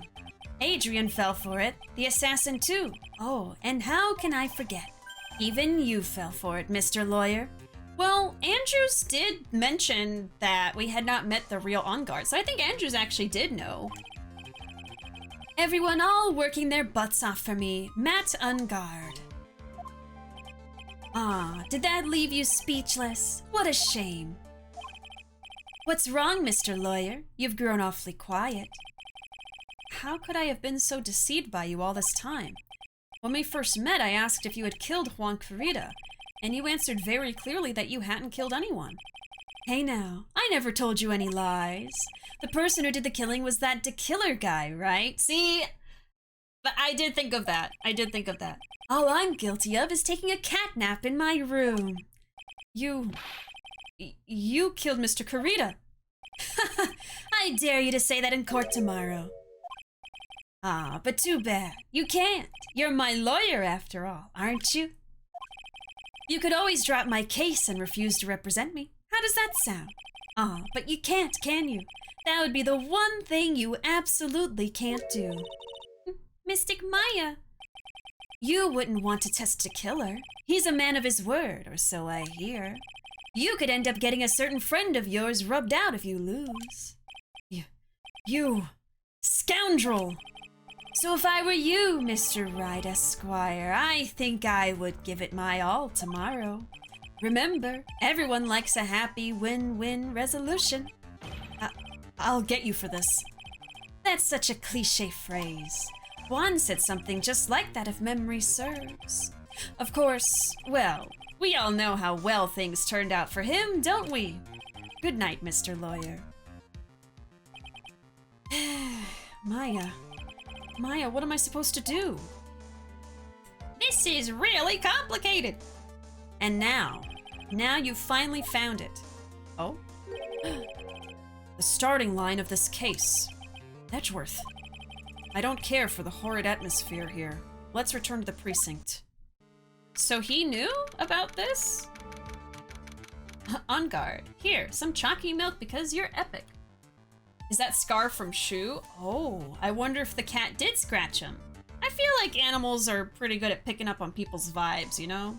Especially with how terrible of a person he is. He's probably not nice to the cat. Yeah, Ruuuvo. Welcome in, Munkin. Welcome. Yeah, I wonder where the scar came from. Could have been the cat. I love this stupid, smug animation of him laughing with the glass in the air. So hateable. I sort of love his character because he's a picture-perfect Bond villain. So cartoonish. My first ever impression of Engarde was, oh my god, he's so cute. And then this happened. I love how slimy he is. Completely unapologetic. Yeah, truly an evil character with evil intentions. March 22nd, Police Station, Criminal Affairs Department. Well, right, what are you going to do? If you plan on changing your strategy... No, we can't do that. That's right. He's holding Maya hostage. What should I do? Oh, got stuff to do tomorrow morning, so time for bed. Good night, everyone.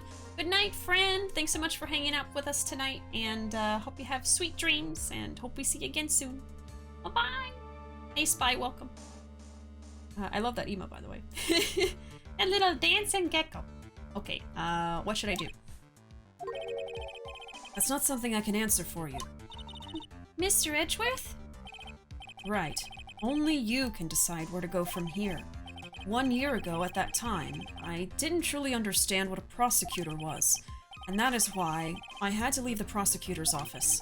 I felt I couldn't stand in a court of law until I knew what a prosecutor really was.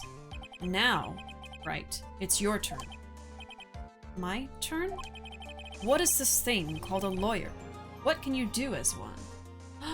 Stumped Gamers! Oh my goodness. Welcome in, Stumped. Who was streaming today? Can we get a shout out, please? Playing Elden Ring. Oh, so probably, Enno, right? Well, welcome in. Happy to have y'all here. In case you don't know me, my name is Bishi. We are playing some Justice for All, and we just had a huge reveal of one of the characters. They did just an about turn with their personalities, so we're a little bit flabbergasted, at least I am, with this surprise change in events. So yeah, we are in the last, oh gosh. Flame. Ew. You couldn't hold it for 5 more seconds? Yeah, welcome in everybody. We have subscriber only sound effects that chat loves to use at inopportune times. So welcome in. Yeah, as I was saying, we are in the last chapter of Justice for All. I'm getting closer and closer to the end. I don't think I'll be finishing it today, but maybe in the next couple of Ace Attorney streams. It's very possible. Yeah, thank you so much for the raid, Enna. And welcome in, everybody. Welcome in, Resist. And welcome in... I'm just making sure I didn't miss anybody. I think I gotcha. Okay. Oh, gonna go to bed too. Good night and bye. Good night, Skeleton. Thanks for hanging out. Sweet dreams. Oh my gosh, all of those gecko emotes. What are you talking about, Spy? About ghosting? I don't know what you mean.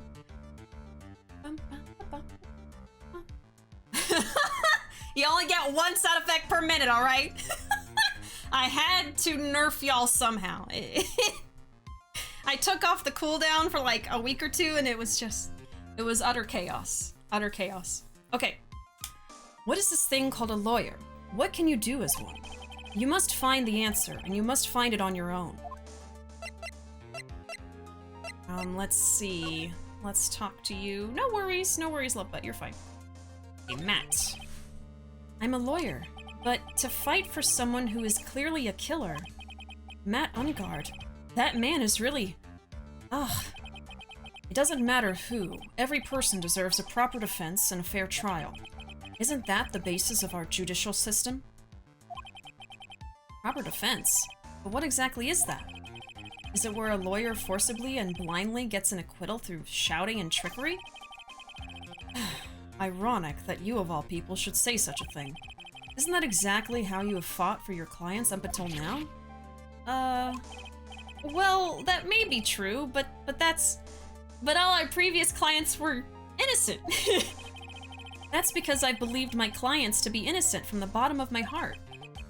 But if I were to get Engarde an acquittal, that isn't a proper defense at all. Yes. Also, I just connected the dots on what you were talking about, Spy. You were talking about Edgeworth disappearing for a year. Oh my goodness. I also love that emote. Little dancing crow. Can we have one of these for the blue badger? One of the petting animated emotes?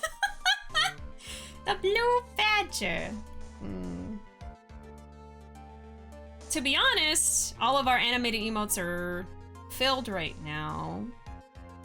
But I'll think about it. I'll write it down and I'll think about it.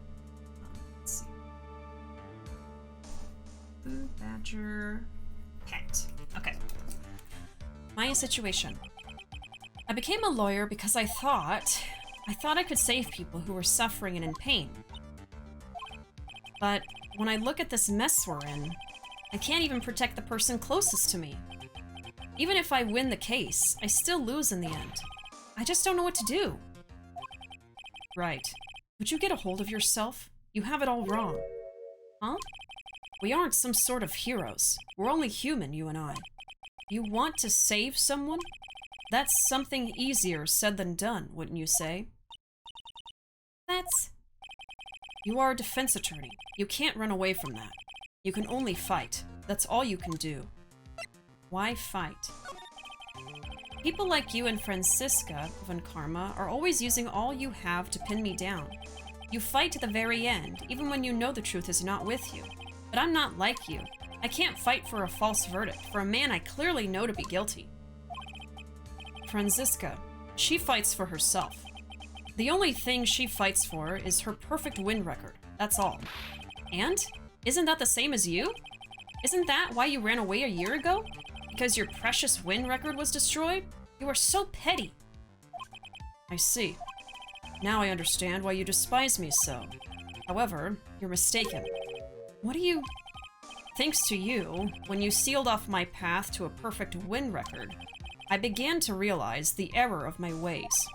I realized that things such as a perfect record were meaningless. What? I don't believe you. Are you saying that's why you left the prosecutor's office? But then why? Why are you here now? The answer to that is something you will find out on your own. I have faith you'll see it before the verdict is read tomorrow. But if you can't, then you'll be powerless to change the ending of this story. Beep, beep, beep. Mr. Nick, the transceiver!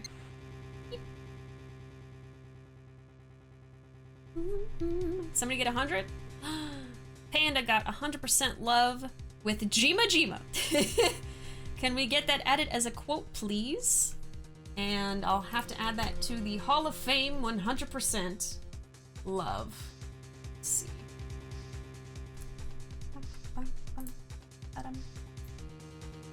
You gotta add it in. I haven't added it yet. Okay, this one is quote 366 for Panda. There you go. Alright, now it's updated. Congratulations! Panda won the lottery! Yeah, maybe you should play the lottery now. Go get a lottery ticket. My goodness. Congrats. Alright. Let's see. Beep. I'm sorry for what happened earlier. Now then, Mr. Attorney, do you wager you can obtain an acquittal tomorrow? My. What is the matter, Mr. Attorney? I don't sense your usual anger this time. Tell me, please, why are you holding Maya hostage for Mr. Engarde's sake?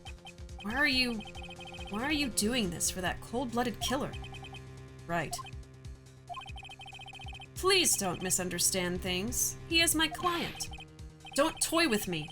A man who hires an assassin is just as much of a killer himself. I believe you were asking me for a reason as to why I'm doing what I am. Yeah. This is what I like to call my aftercare.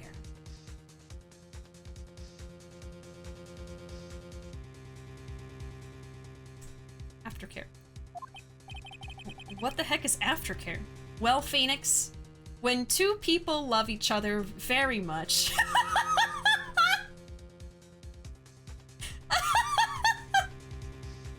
and they want to make sure that everybody is happy and safe.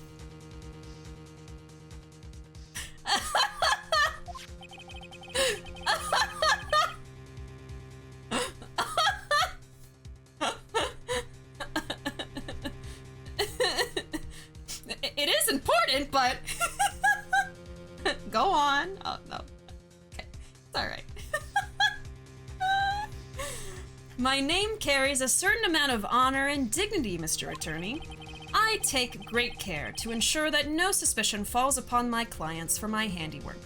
This is what I guessed was going on, and why he was working so hard to make sure Engarde wasn't found guilty, because The whole reason for him being hired was so that Matt wouldn't have to be directly involved, and the killer would be assumed to be the killer, which it was, and they would never really find out who hired him. They would never know the true reason for the death. But because of Andrew's placing false evidence that implicated Engarde, and accidentally taking the calling card that the killer leaves, now Engarde is still implicated. So now the hired assassin is trying to make sure that Engarde is not found guilty, because it's part of his hiring process. It's part of his you know, his assassin package. You know, he's got all these different assassin bundles. You can reserve them online. Most of them, you know, he has a guarantee you won't be found guilty for this crime, you know. I'm here for the lecture. I pay good money for these college courses. My name carries honor. What, Shelly? I didn't know the killer was into cuddling. Yeah, so see, he commits his murder, and then he goes and cuddles the client that killed him in a murder. That is what is called client relations, and is part of an assassin's duty. An assassin's duty? We were unlucky this time, and my client was arrested as a suspect. As a result, I did what I had to do to enlist your expert help, Mr. Attorney, and to ensure that you would do everything in your power to the very end. What is your name? I believe I told you once before. However, you did, but my name is DeKiller. Shelly DeKiller. You're Shelly DeKiller? Please keep in mind, you do not have much space to maneuver with me. As a DeKiller, I always finish what I set out to do. If you fail to keep up your end of the bargain... Maya! It would be my duty as an assassin to see to it she receives a nice long nap. Ah, no! Now then, if you'll excuse me, if someone were to trace the signal back to me, it would be quite troublesome.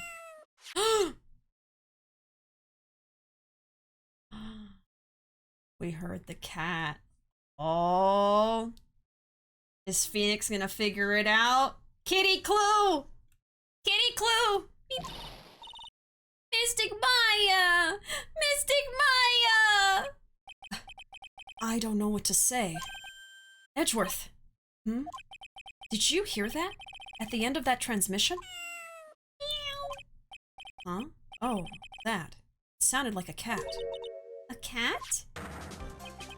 It can't be! That cat! Can it? What is it? I think I know where Shelly DeKiller is holding Maya hostage. Yes!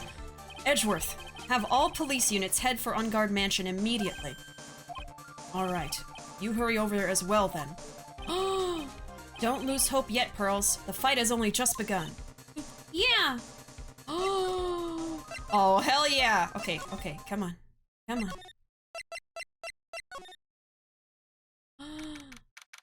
Because if we can save Maya, then when we go into court tomorrow, we don't have to defend Engarde. In fact, we'll probably try to find him guilty. Okay, living room. The music. Maya! Please answer us, Mystic Maya! We have this area completely surrounded. There is no way for him to escape. Assuming he's still in the area. I can't believe it. That butler. All this time, he was DeKiller. He and Engarde were working together all this time. I'm sure they had worked out a contingency plan ahead of time. Oh, there's the little bear. Oh, it's a figurine of a bear. But there are a lot of cuts in it for some reason. Figurine added to the court record. A wooden bear-shaped figurine, covered in many thin cuts. I guess we can't see them. Unless it's all the seams?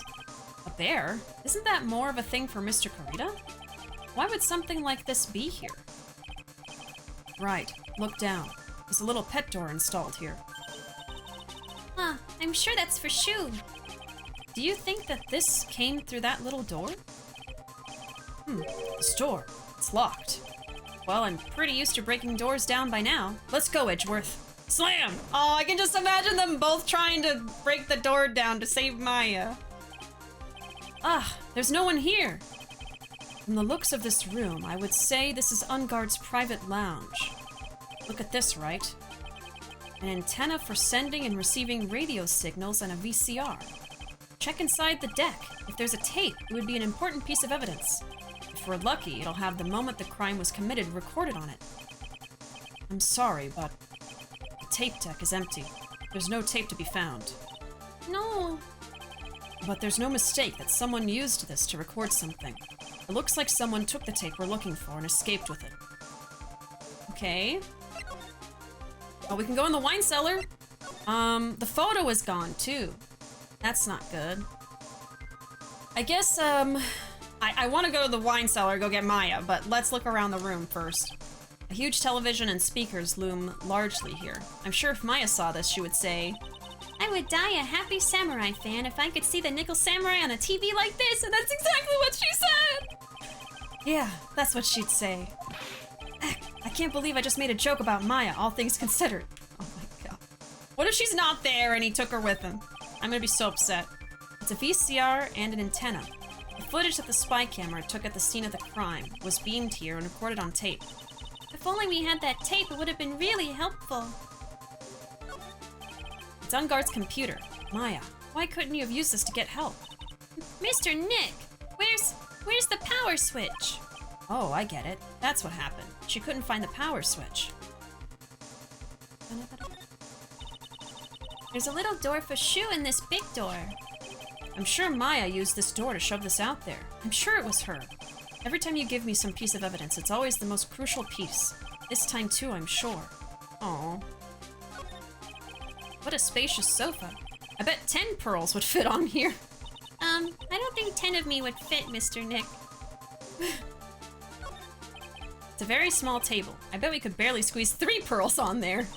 But I wouldn't sit on a table to begin with, Mr. Nick. Why are we measuring things in pearls? I can't read all the labels, but this is a very large collection of videotapes. Looks like Engarde taped all of his own shows. Of course he did. I think that's everything. Okay, hopefully she's freaking in there. I forgot how to play the game for a second. Maya! Oh gosh. Hey Ty, welcome. You need to take a sip and posture check right before the pivotal moment, huh? Oh my gosh. Okay. Wine cellar. Show us your meat! Show us your meat! That scared me. We've searched all over, but it looks like he got away. Is Maya not in here? I'm sorry. It looks like he slipped out of our grasp this time. And now, we've lost our only lead. Don't give up yet. That little girl is looking to you to be her pillar. Oh, God. Yeah, you're right. We're close, I can tell. We've already set up checkpoints along every route leading out of this district. Leave the rest to us. So I guess he moved Maya. Maya. Well, there's the picture. This looks like a picture of Miss Inpax. With love, Celeste. Miss Inpax? You mean? Yes, Mr. Juan's former manager. Why would a picture of Miss Inpax be here in Mr. Engarde's mansion? And why does it say with love? This might be a clue. So that's what I need to talk to Andrews again. Found at Engarde Mansion with love, Celeste is written on it. Ah. What's wrong, Pearls? Please let me see that picture frame. Huh? What's so special about the frame? On the back. There's something written on the back of the frame. Maya. It's Mystic Maya. She left us a message. What? Oh? I thought you would come. I knew you would. Now listen up. You better get Engarde a guilty sentence, okay? If you get that creepy slime bag a not guilty, I'll never forgive you, ever. I'm fine, so you don't need to worry. There's so much I want to write, but I don't think I have a lot of time left. Hurley, you're there too, right? Make sure you help Nick, okay? Someone's gotta watch out for the helpless lunk. That's it for now, Nick. I guess I'll talk to you guys later. So she's okay? That's... No! Mystic Maya! Right. What's wrong? Why the blank stare? Oh, nothing. We've searched the house, and this is the last room. It looks like he eluded us. Edgeworth. Yes? As far as clues go, I think this is about all I'm gonna get. But I'm still short one last thing. And what is that? Well, I think that's what I need for her. Miss Andrews' psych lock. If I could just find out what secret she's holding, then I think I stand a chance in court tomorrow. To blow this case wide open and expose the truth. I think I know what you're thinking. I'll contact the detention center. Thanks, Edgeworth. Well, let's go, Pearls. It's time to open that last lock. Poor Pearls. Still crying. March 22nd, Detention Center Visitors Room. Good evening, Mr. Wright. What's wrong? You look ill. Miss Andrews, I have come to remove your psych lock. Psych lock? Like nobody knows what you're talking about, man. I want to know, and you will tell me, your secret. Fine. Go ahead. Try to break me if you can. Yeah. Okay. I'm gonna save first, actually. Okay. Phew. Hey, Arkham, welcome. Hey, Vanna, welcome. Howdy. How you doing? Happy not Mexican Independence Day. Yep. Yeah. A lot of people say that's what today is, but it's not. That is technically, I think, in September. Cinco de Mayo is just a battle that was won, but not their independence. Yeah. Yes. Happy Cinco de Mayo, where are you? As my title says. Is Edgy being edgy again? Edgy is actually helping us a lot. He's really helping out. How are you? I'm doing pretty good. This story's got me so hooked. I feel like we're getting close to the end. I don't know if we'll be finishing it today. I don't know, you know, those of you who have played this already, I don't know how much time you guys think is left in the game. But we're getting close, for sure. I think that this next court day is going to be the last thing for Justice for All. Oh, that's a very good board. Oh, I love it. Very cute.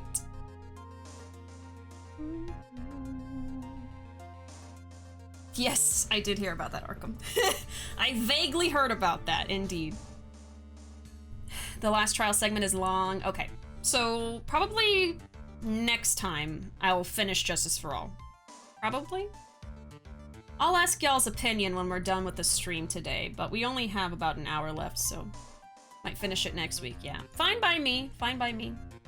All right, before we try to get Andrew's secret, I think I would like to take a super short break just to go to the bathroom real quick, and I'll be back in like less than 5 minutes, but... Oh, another great emote. Oh, so cute. Oh, y'all both have it. Oh, so cute. Oh yeah, they're all from the same person. It's adorable. Okay, I will be right back. Like I said, I'll be back in less than 5 minutes, so hang tight. And when I get back, we will figure out Andrew's secret and then at least start the last court day, I'm pretty sure. But be back soon.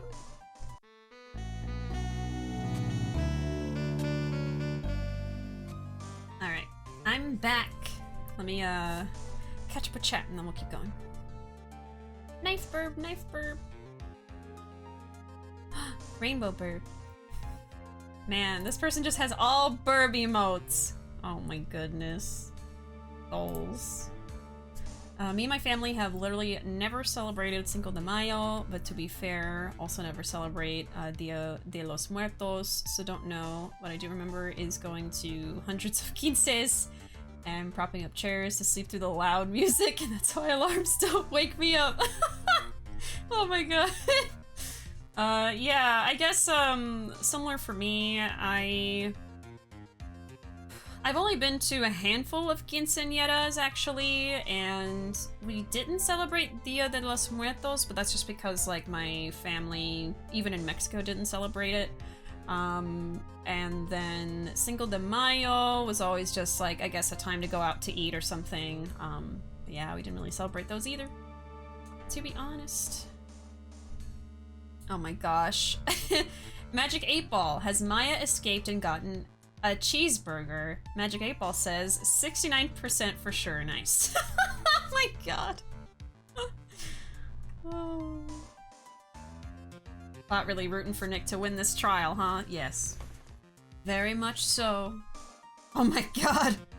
All those emotes. There's so many. Oh, I wish we could have that many. Just a bunch of burbs, I know. So good. Okay, so let's do the Magatama and try to figure out her secret. Take that! Yeah, she only has one lock, so I probably only need 2 or 3 things to prove everything. Okay, can you please tell me why you framed Mr. Engarde for the murder? We already did this, so I'm just gonna get to where I was before. Because I thought Matt was the killer. That's not it. I know you have a personal reason to dislike Engarde. You may think I didn't hear it, but I know you said something earlier. You said revenge. Are you saying I was taking my revenge out on Matt and that's why? What an absurd idea. Don't have anything I want to take revenge for. A woman who lives by being dependent on other people. There's something or someone in her past that would make her take revenge, which would be Celeste. Okay. Celeste. There's only one catalyst that could cause such strong feelings and even revenge. And that is Miss Impax's suicide. What are you trying to say? Celeste was Juan's manager. On top of that, the one who hid her suicide note was also Juan. What does all this have to do with Matt? You're right. You haven't mentioned him yet. But for you to hate Mr. Engarde, it would mean that he must have had some relation to Miss Impax and her suicide. Can you explain to me this relation between Celeste and Matt?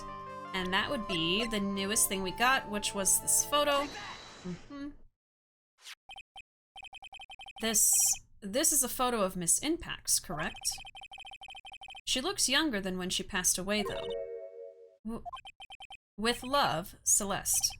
This is Miss Impax's handwriting, isn't it? Where did you find this? No, that's all right.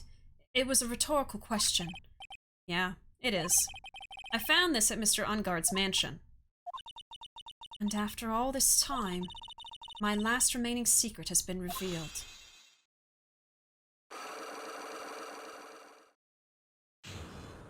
Okay. Why frame him? Celeste, she was supposed to get married to Juan. Yes, but I heard that it didn't work out. Because Mr. Kurita didn't want to get married to her anymore, right? Yes, because of Matt. Because of Mr. Engarde? What do you mean? I think I can see where this is going. Celeste. She was Matt's manager a long time ago. Oh, she was Matt's manager first. Okay, I'm gonna take some notes during this. Okay. So... Celeste was Matt's manager first. Okay. Interesting. She was the happiest woman in the world at the time. I was working part-time back then, and I often saw the two of them together. So that's why, with love, Celeste is written on the frame of that picture. They were a couple, weren't they? It wasn't anything as splendid as that. Celeste was being used. Toyed with until she was thrown away. Yeah, because Engarde is a player. So... Matt played her. Okay. That's so horrible. Matt's entire image is built around how nice and wonderful of a man he is. A scandal would have destroyed that, which is why Celeste, in her kindness, moved over to Worldwide Studios, and that is where she met Juan. She seemed really happy with him, even happier than when she was with Matt. Celeste and Juan were such a good match that they were even planning to get married. And then it was suddenly called off. On the night Juan called their marriage off, Celeste killed herself. And that's why I framed Matt. It was revenge for Celeste and for myself. I'm sure even you can guess why Juan called the wedding off, right? Matt confessed to Juan about his relationship with Celeste. I see. So that's what happened. So she wasn't cheating on Juan, but Matt said that she used to date him, and then Juan wasn't okay with that? But then why did Mr. Kurita have to call off the wedding? I don't understand at all. It was probably because of his worthless male pride. Juan and Matt were always fierce rivals. Matt waited for the wedding announcement and then unleashed the truth on Juan. But bro, you won her. Like, if you want to think about it in that way, you were the one that got her. Because Matt, you know, like, what? I really thought that this was gonna be about infidelity, but no, it's about a guy being insecure because she used to date someone that he doesn't like. Okay. He was aiming for when it would hurt Juan the most. Or Miss Impax. That wasn't the end of it. That day, I'm almost certain that Celeste left a suicide note behind. And in that note, she left a detailed account of Matt's various misdeeds, and so that she would never again be hurt by Matt, she chose to die. Then, when Juan discovered her body, he hid the note. But why would he do that? It's simple. Juan realized that note was a powerful weapon against Matt, and it would be especially damaging to his refreshing like a spring breeze image. In any case, with his pride hurt, Juan sought revenge. Revenge? There's that word again. Juan wanted to publicly disclose the contents of that suicide note. At a time that would cause Matt the most damage, of course.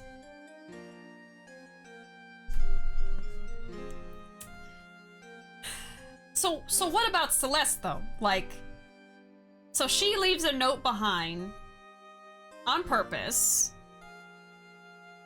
That's her dying wish to have this information out there, right? She wants to expose Matt for who he really is and get back at him herself, but instead, Juan takes that from her and decides, I'm going to get my revenge on this guy after he dumped this woman just because she had dated this other guy before. And it wasn't infidelity, they just happened to date before she dated him.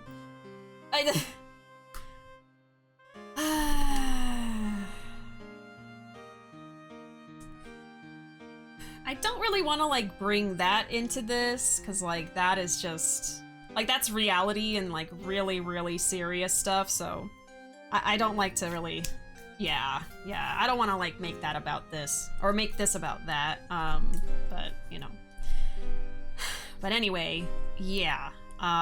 This is just shitty all around. And yes, of course, totally agree.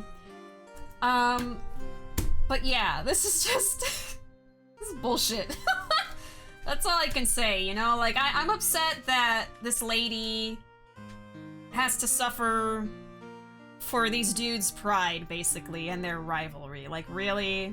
And then Juan was killed before he could even get the revenge anyway. What he should have done was just take the note to, like, the press and then have them publicize it, and then that would have ruined his career anyway. You didn't have to wait for him to be at his peak, you know? Like, he wanted to do to him what I guess he did to him. But, you know, like, it's like... You didn't have to leave her, though. Like, it did... I'm angry at Juan now, too. I don't like him either. Oh my god. Yeah, jealousy. It's just jealousy and pride. Yeah, he got mad that she had an ex. Like, I get that he's upset that she dated his rival, but it was before him. You know? It's just that kind of thinking that I really hate. Like, oh, you did this before me, so now I'm gonna be jealous for something that happened before you even knew who I was? Like, Oh, God. So does Engarde just never push back his hair, even for people he dates? Oh, probably not. He probably tries to keep his identity, like his real self, a secret. Except for the fact that he, you know, abandons these ladies when he's done with them, that kind of thing. Petty AF. Oh, for sure, for sure. And then of course, like, on top of that, he saved her note, even though that's her own word, to use for his own gain, you know. No, everybody sucks here. Everybody sucks. You know how there's, like, those am I the asshole thing? Everybody's the asshole here, I think. At a time that would cause Matt the most damage, of course. And that was at the press conference after the stage show. I know all about it because I heard it all from Juan. It was so I could find out about all this that I drew close to Juan to begin with. They're quite a pair of hideous monsters, aren't they? Even Celeste's death was something for them to use in their game. Yup. That night when I found Juan's body, it was only natural that I thought the murderer was Matt. Those two were always spying on one another after all. As for me, I was frantically searching for Celeste's suicide note. I wanted to destroy it before it ever went public. I was going to burn it. I'd even brought a lighter. But I couldn't find the suicide note, and that's when revenge crossed my mind. Yes, I was going to bring them my own kind of cruel revenge. Well, I guess Engarde would have been found innocent if she didn't do that. Celeste was killed by those two monsters, so when I stabbed Juan's body with that knife, I didn't feel a single shred of guilt. I mean, hey, I'm totally angry at her, so... And that's all I have to say. Well, Mr. Wright, even knowing all this, are you still going to help that man? I'm a lawyer. I see. What a foul profession. Thank you very much for your time and for talking with me. It was no big deal. I couldn't sleep anyway. I can't sleep either. Not with Maya's situation. With what I know now. To be continued! Right now! Because the stream's not over. You're okay, love, but it's alright. Yeah, like, he could have just sent the letter to the public, right? Like, that would have been revenge, wouldn't it? Everyone in this trial except the girls is horrible. Yeah, like, even though Andrew's, like, stabbed a dead body, I still don't think she's the bad guy in this, you know? Like, Juan and Engarde are both just dumb and selfish. Okay, let's save there. Nick must look lifeless at this point. He's so tired. This is so much. I like this sad Steel Samurai theme playing. Oh yeah, it was, wasn't it? But that worthless male pride. Yep. Gosh. Hello? Grr! How did I get into this mess? This song! That's far enough! You can't run forever! Mr. Phoenix Wright! Who's talking? Oh, this dream again, I thought so. What have I done wrong? I cannot allow you to go on like this. God, is that you? But I'm just a simple defense attorney. Silence! You are no longer worthy of your title. It's the judge. But I like to think that Phoenix thinks that maybe he's God. Or Satan. Somebody. I've had this dream before. Someplace some time ago. As if this day was written into my destiny. I think it was from the beginning of Justice for All, wasn't it? Today I'll stand in court as a lawyer. To prove a killer innocent. Damn. If the Ace Attorney Judge was God, we would all be doomed. Udgy, no! Udgy in his final form. Nick's just doubting himself his entire career by being a lawyer. He's losing it! Alright, March 23, 9:43 a.m. District Court, Defendant Lobby number 3.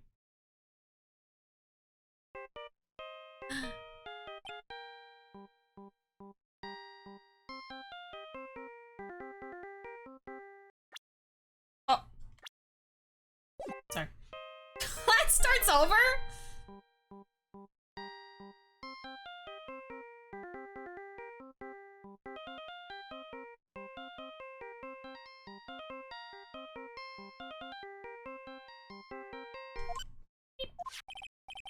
Hello, this is Phoenix Wright. You don't look so well, dude. You're gonna prove me not guilty today, right? Beep. Oh my god. Should you be showing your true self here? If you please, Mr. Lawyer. Remember, it's not just me. Your precious friend's life is riding on today's verdict, too. Now listen up. You'd better get Engarde a guilty sentence, okay? If you get that creepy slime bag a not guilty, I'll never forgive you, ever. Maya. Phoenix. Phoenix. I knew it was you. Mia. Maya. How's Maya? I don't know. You don't know? She hasn't tried to channel me since yesterday. Mia, what am I supposed to do? Well, like I said, for a lawyer, the worst of times are when you have to force your biggest smiles. But you can't give up. There's still some hope left. Stop it, please! There's nothing left. Not here, not anywhere.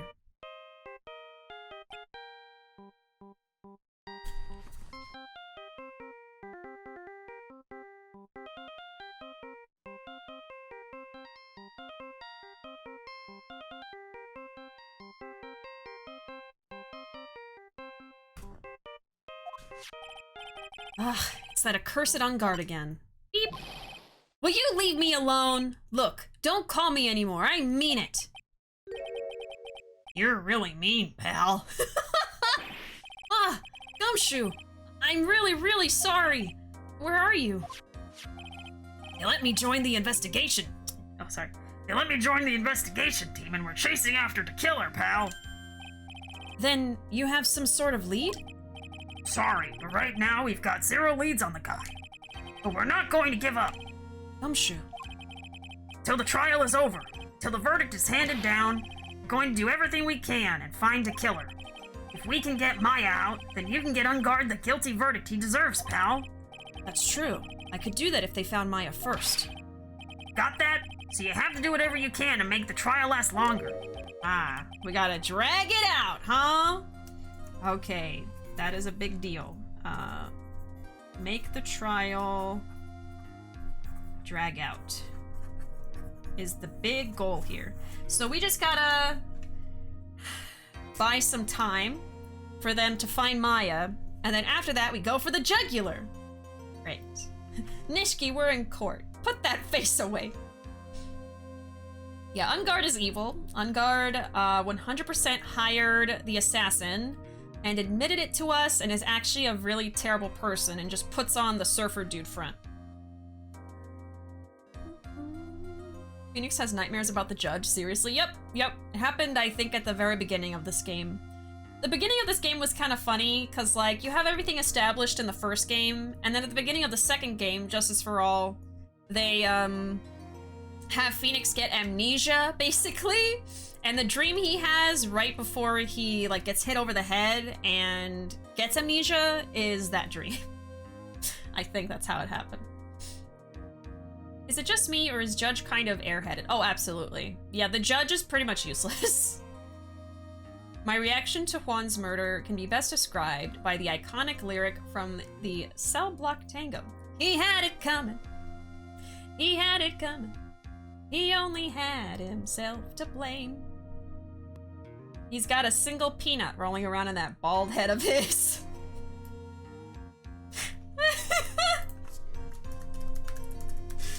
Oh. I have to add it. There we go.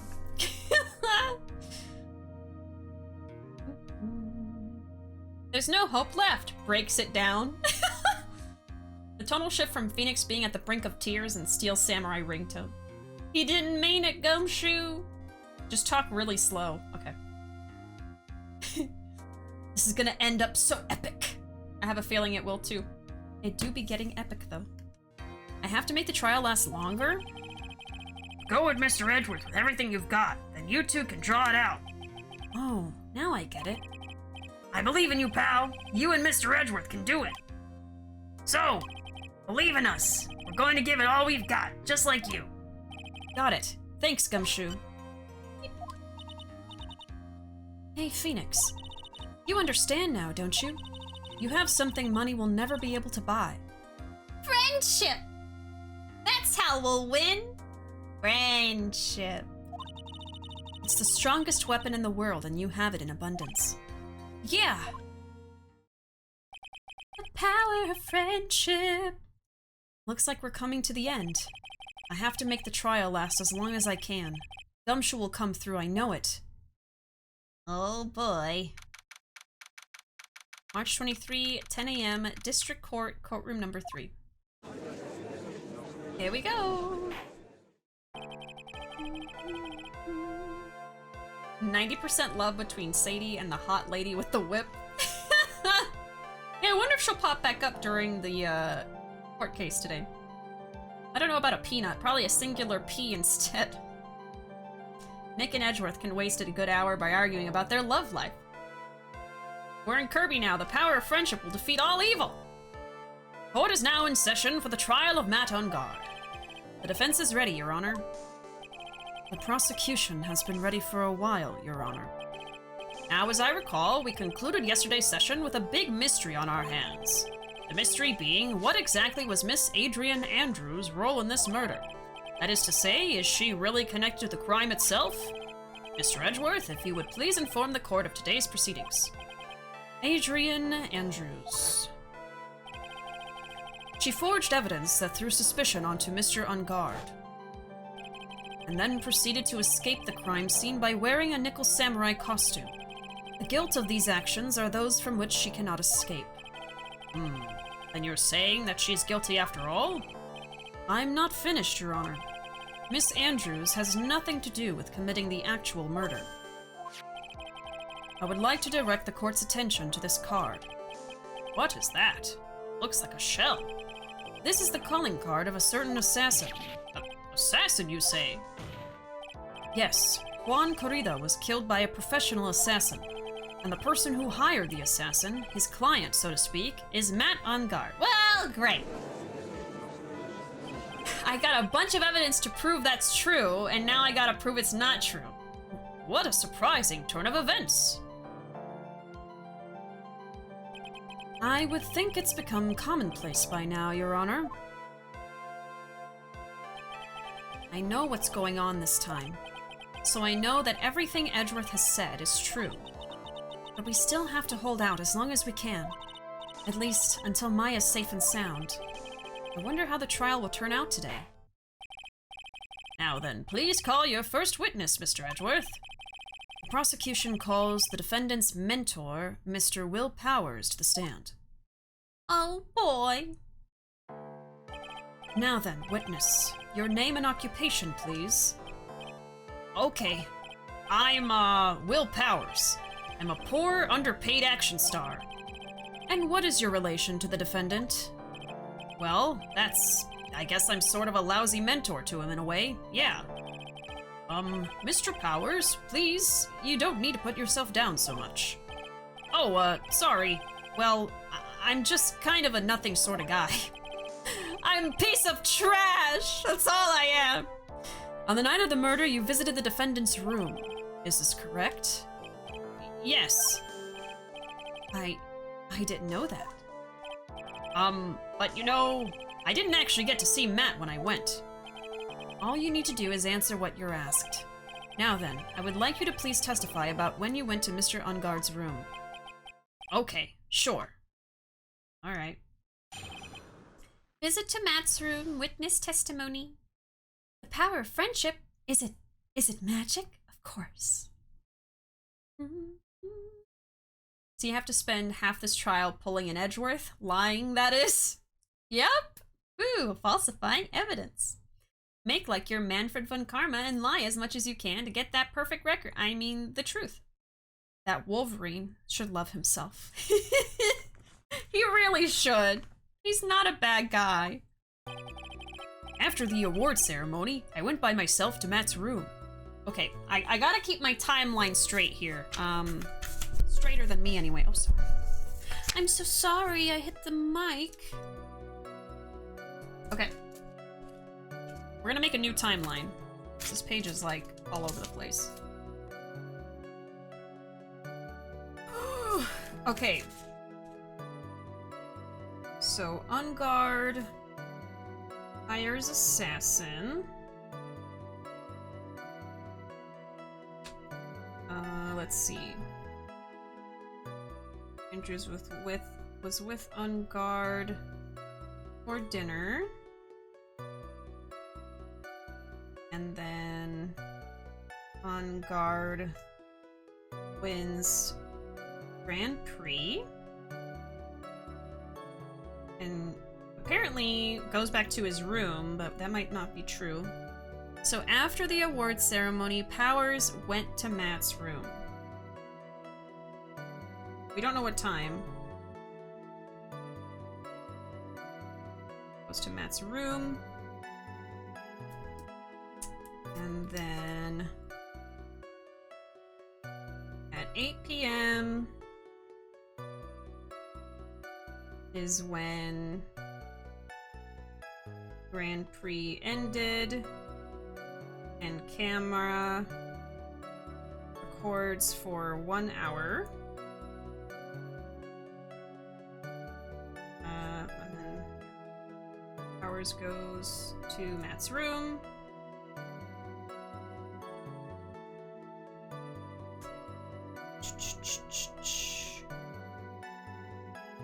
$8:15 is the murder. Then 8:30, Engarde is arrested. So that's just a general timeline. Okay. Anyways.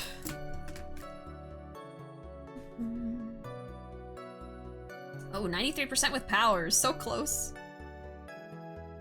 The amount of court laws Phoenix has broken, he should have lost his badge ages ago. Like, falsifying evidence is the least of his worries. I think it's just standard for all lawyers in this universe to break the rules. I think so. After the award ceremony, I went by myself to Matt's room. Matt was standing there in front of his room, still in his nickel samurai costume. Oh, and there is the murderer, the killer. He was talking with someone. At first, I thought it was the bellboy. Okay, so sees him with the killer. Now, I gotta really keep all this stuff straight, so I'm probably gonna take more notes than usual, just because I know I'm gonna have to stop, like, partway through the trial and finish it next week, so I don't want to forget everything. I watched the two of them for a while, but then I gave up and went back. I had guests with me that night and couldn't make them wait for me. Okay, so he saw him talking to the killer. Nothing sounds out of place in Mr. Powers' testimony. And talking with the bellboy is no big deal, right? If one assumes that the person Mr. Engarde was speaking with was an ordinary bellboy. What are you implying? Well, Mr. Wright, let's have your cross-examination, shall we? Looks like we're in another sticky situation. Huh? A trap. Can't you smell it, Phoenix? But for us to find out more, we're just going to have to charge in head first, right? Visit to Matt's room. Cross-examination. Okay, so after the awards ceremony, I went by myself to Matt's room. Remember when you had that 7-hour-long stream trying to finish the last case in the first game? Oh, don't remind me. And then I didn't even finish it! I had to finish it the next time. I hope that doesn't happen next time. I'm gonna probably be honest and be like, I think this is the finale stream, but I don't know. I am not sure. But we'll try to finish it next time, but I don't want to do that again. Yeah, I remember you specifically were staying up late, even though you had to get up early the next day or something. I felt so bad. I was keeping all of y'all awake. Okay. Went by myself to the room. The defendant's room? Why did you go there? Well, I'm his mentor, like a big brother sort of, and I wanted to say congrats. What's wrong? Why did you stop? Mr. Wright. What is it? You're going to try to trick me into a corner, aren't you? Huh? I know I'm just a poor, underpaid action star, but I'm not the killer. No one said you were, Mr. Powers. No, please, don't trick me. Every time you do your lawyer thing, the witness suddenly turns into the bad guy. Every time? Witness. I will personally talk to the defense at a later time. So for now, please kindly cooperate and continue with your testimony. He's scared. Sorry. So, you went to the defendant's room and then... Hey, wait a minute. When and how did I suddenly turn into the bad guy here? Matt was standing there in front of his room in his samurai costume. Are you sure that was Matt Engarde? Yeah, I'm sure. He wasn't wearing the nickel samurai mask then. If that's the case, then he really can't be mistaken. And what was the defendant doing standing in front of his own room? He was talking with someone. Idol, thank you so much for the 200 bits. Let me actually check the bit leaderboard. Oh, I see.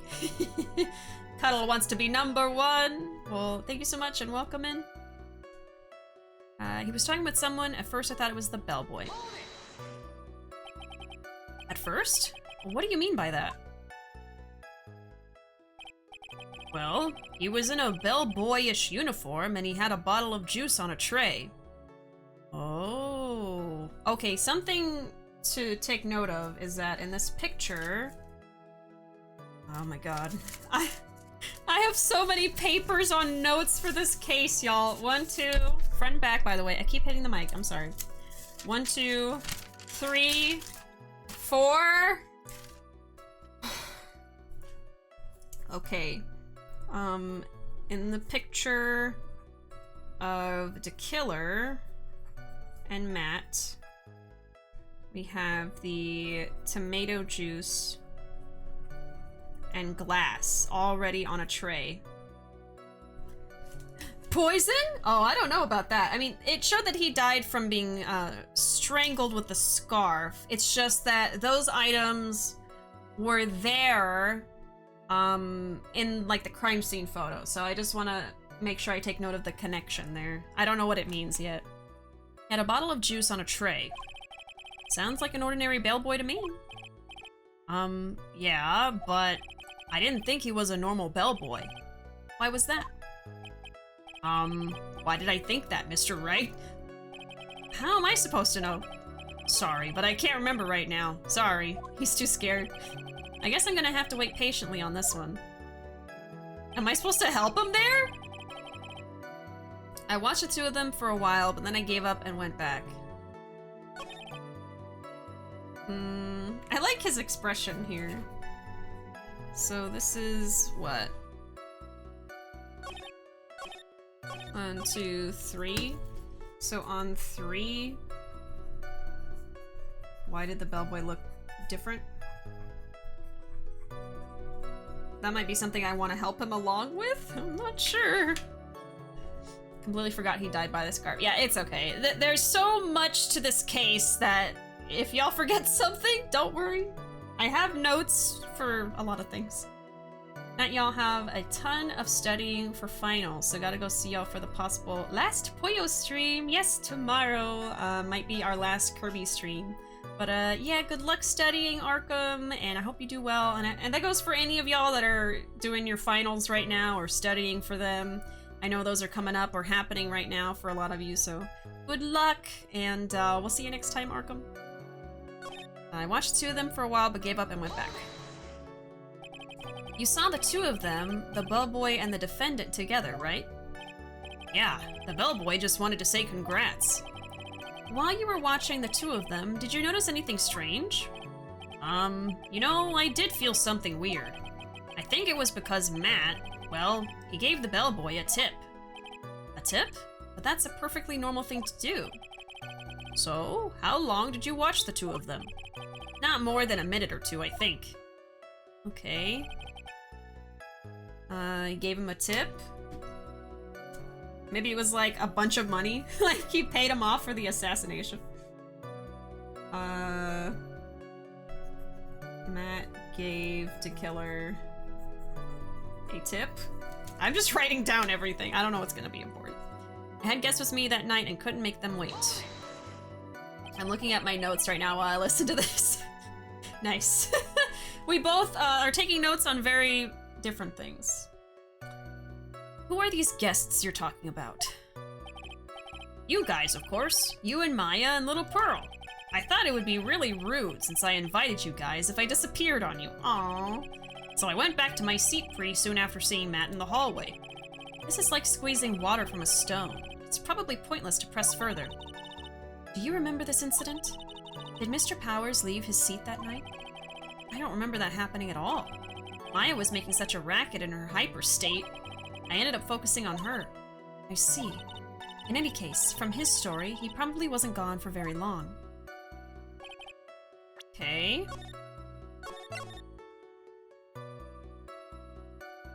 That's all I got. Alright, well... wasn't gone for very long.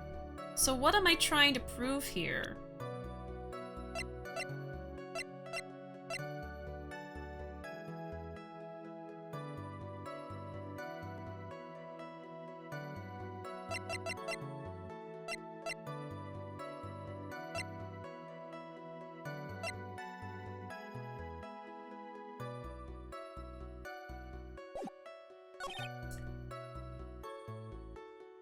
Well, we might want to say something to where Powers was like, the bellboy looked odd, but that doesn't really help us, so I don't know. Let me press on this again. I didn't think he was a normal bellboy. Why? Why did I think that? Oh! This is new. Hey, wait a second. Actually, Mr. Powers, only a few minutes ago you stated... you know, I did feel something weird. I think it was because Matt, well, he gave the bellboy a tip. Could it be that you felt something strange about the tip-giving incident itself? Ah, yeah, that's it. You really know your job. I have to remind him of his own testimony. Okay. Mr. Edgeworth. Yes, Your Honor. This bellboy, he wasn't an ordinary one, was he? Perhaps we should let the witness tell us. Very well. Mr. Powers, amend your testimony. You mean about the bellboy, right? Matt gave the bellboy a tip. I watched the two of them for a while. Oh, okay. Yeah, he gave him a tip. So he gave the bellboy a tip. What's so strange about that? Ah, well, you see, Matt's not a poor penny pincher like me. I was trying to figure out how much it was because the tip really shocked me. How much it was? But that's when something even more surprising happened. The bellboy was putting the tip he got in his pocket. And that's when I got my first good look at the guy's face. I was really shocked. I'm afraid I don't follow at all. Sounds like Mr. Powers was surprised twice by this event. I wonder which of his shocking moments I should ask about.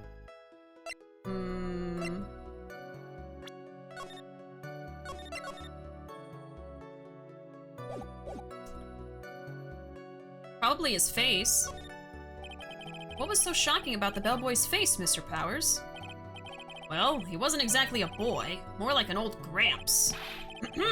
I hope you know that discrimination towards old men is a no-no in my court. No, that's not what I meant at all. In the smack middle of the guy's face, there was a line of stitches. Line of stitches? Yeah, and it went straight from the tippy top of his head to the bottom of his chin. Almost like if that thread snapped, all the stuff in his head would come spilling out. Ugh. He was there, at Engarde's house. He was that butler. Now you remember? What is it, Mr. Wright? Nothing, Your Honor. So that means Engarde was talking with the killer then. If that fact were to be exposed, Engarde would be declared guilty in a blink. Phoenix, you have to play dumb here. Pretend you don't know anything. Yes, Chief. You sure you don't have anything you'd like to say, Mr. Wright? Huh?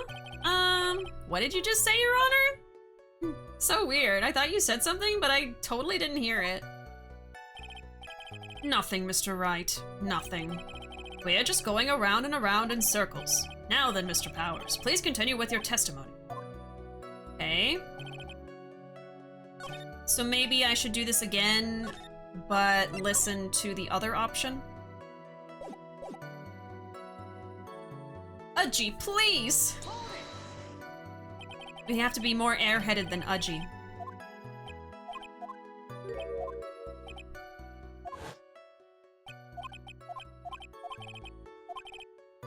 Okay, let's ask about the tip. The defendant is a huge star. He can afford to give generous tips, wouldn't you agree? Sure. But giving him that much was maybe a little too much, I think. A little too much? Would you please clarify for the court? About how much would you say the defendant gave to the bellboy? Honestly, I don't know. I can't even begin to guess. And why is that? Because he gave the bellboy a really, really fat roll of cash. A roll of cash? Paying him off, just in the middle of the hallway. So smart. Ah, well, how interesting. Okay. So the tip was a roll of cash. I figured he's probably paying him for the assassination. Just pretend you have amnesia again, Phoenix. Just, smack your head on the table and give yourself amnesia. That certainly was a very generous tip, wasn't it? A very fat roll of cash. That can hardly be called a tip, Your Honor. The judge is beginning to look awfully suspicious of us. Raise an objection.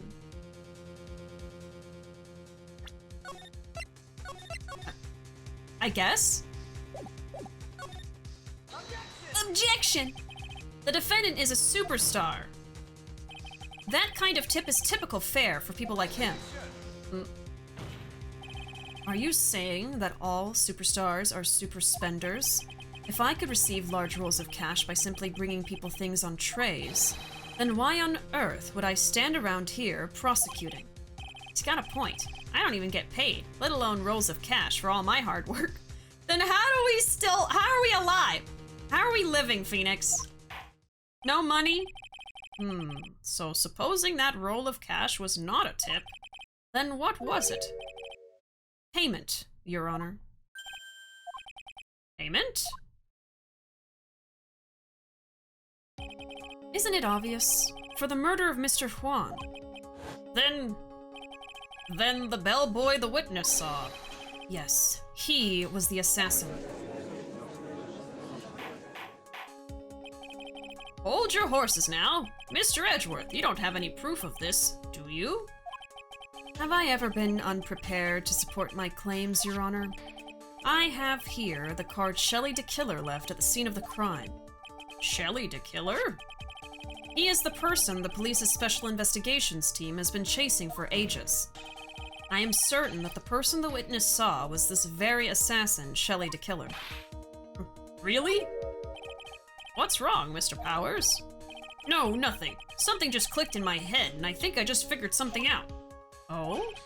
Actually, I saw that bellboy again later on that night. What? Anna! Howdy! Oh dang, more Ace Attorney. Let's go! Thank you so much for subscribing for 9 months! Anna, don't you know what that means? It's our stream baby. What are you gonna name it? Would you like it to be named by my random name generator, or would you like the honors? Poor Powers is just along for the ride. Yeah, he has no idea what's going on. Poor thing. But yeah, we are playing some Justice for All. Thank you so much for that raid earlier, by the way. I really appreciated that. We have learned the secret of Matt Engarde and his true personality, and now we are in what I think is the last day of court. Right now we're interviewing Powers. Basically, we're buying time for them to save Maya. You have you? Yes. And something that we were talking about earlier was a few people in chat were pretending to like Matt to kind of like get me off the trail for his real personality. So I was wondering, were you doing that, or do you still like him, even with his true evil personality? No shame either way. I was just curious. Its name is Revolution. Hell frickin' yeah. We shall name it Revolution, and it will be glorious. A wonderful name. Phoenix doesn't buy lettuce and saves money. But what money is there to save? If he doesn't make money from being a lawyer, then what does he do? I'm just imagining him working at like a Starbucks now. That's where he makes money, and then he does lawyer on the side, you know? You love Evil Matt. Okay, you know, I thought so. I thought that you were being truthful when you said you liked Matt, so... Like I said, everybody's got their taste. Everybody's got their particular flavors. There's nothing wrong with that. Revolution! I hate Evil Matt, but his aesthetic and sprites are fun, though. And it just goes back to that thing of, like, you know, just because a character is a villain doesn't mean that people shouldn't be allowed to like them. It's just about, like, you know, whether you're justifying their actions and stuff like that. Like, I've liked villains before. Obviously, I was a huge fan of Dio. But that doesn't mean that I think that everything he did was the right thing to do or anything like that. I liked him because he was a villain, but I didn't approve of all the bad stuff he did. You know, that kind of thing, so. Just my personal taste. Yeah, of course. Objection! Hey, Wafer! Welcome. How you doing? Glad to see you, fellow Team Mochi member. When I played the first time, I was like, Matt is boring. What an uninteresting character. And then the evil showed up and I was like, baby, let's get married. Suddenly you're more interesting because you commit crimes. He was sexy, simple. Sometimes it's that simple. But yeah, welcome. Welcome, Anna and Wafer. Mr. Powers, please testify. Tell us what you saw. Yes, sir. Right away. The second time. Alright. What do you mean? I love when Dio turned that mom into a vampire. Dio did so many things. I was like, why are you doing this? I really did like him more after part 1. Part 1 is like when he did a bunch of crap. And I'm like, what? Why? I hated him. I'm gonna be honest. I absolutely hated him in the beginning. And then over time, I guess just because, I mean, he's an interesting character. His motives are interesting just because of the fact that they're so simple, I guess. Like, I don't know what his motives were, like, to rule the world or something. Like, it was just kind of funny. But sometimes they make a villain and the villain has, like, you can almost understand where they're coming from, but they're still evil. But Dio is just, like, evil. So it's like, okay. I'll take it. I don't know. Evil men? Whatever. Fine. Evil women? They've never done anything wrong, ever. Oh yeah, if Dio was actually like a female villain, it would have been even worse for me. I mean, I wouldn't be able to control myself. And I already really liked Dio already, so. Which is why when Ruuuvo cosplayed as Femme Dio, I lost my mind. Both of us cosplayed Dio at the same time. I was just Dio, and then they would cosplay as like a more feminine version of Dio. So that was pretty amazing. For me, personally. I'm a sucker for a sexy villain. Right. Let me send you that Twitch official invite. I was gonna bring it up, but I wasn't sure if I should. I was like, I'll just wait. I'll let them decide when they should do that. But yeah, that would be great. Gotta welcome in the official sweet potato mochi. The yam mochi. That's my flavor, by the way, everybody. I'm a sweet potato mochi because we love yams, so I had to. Yams.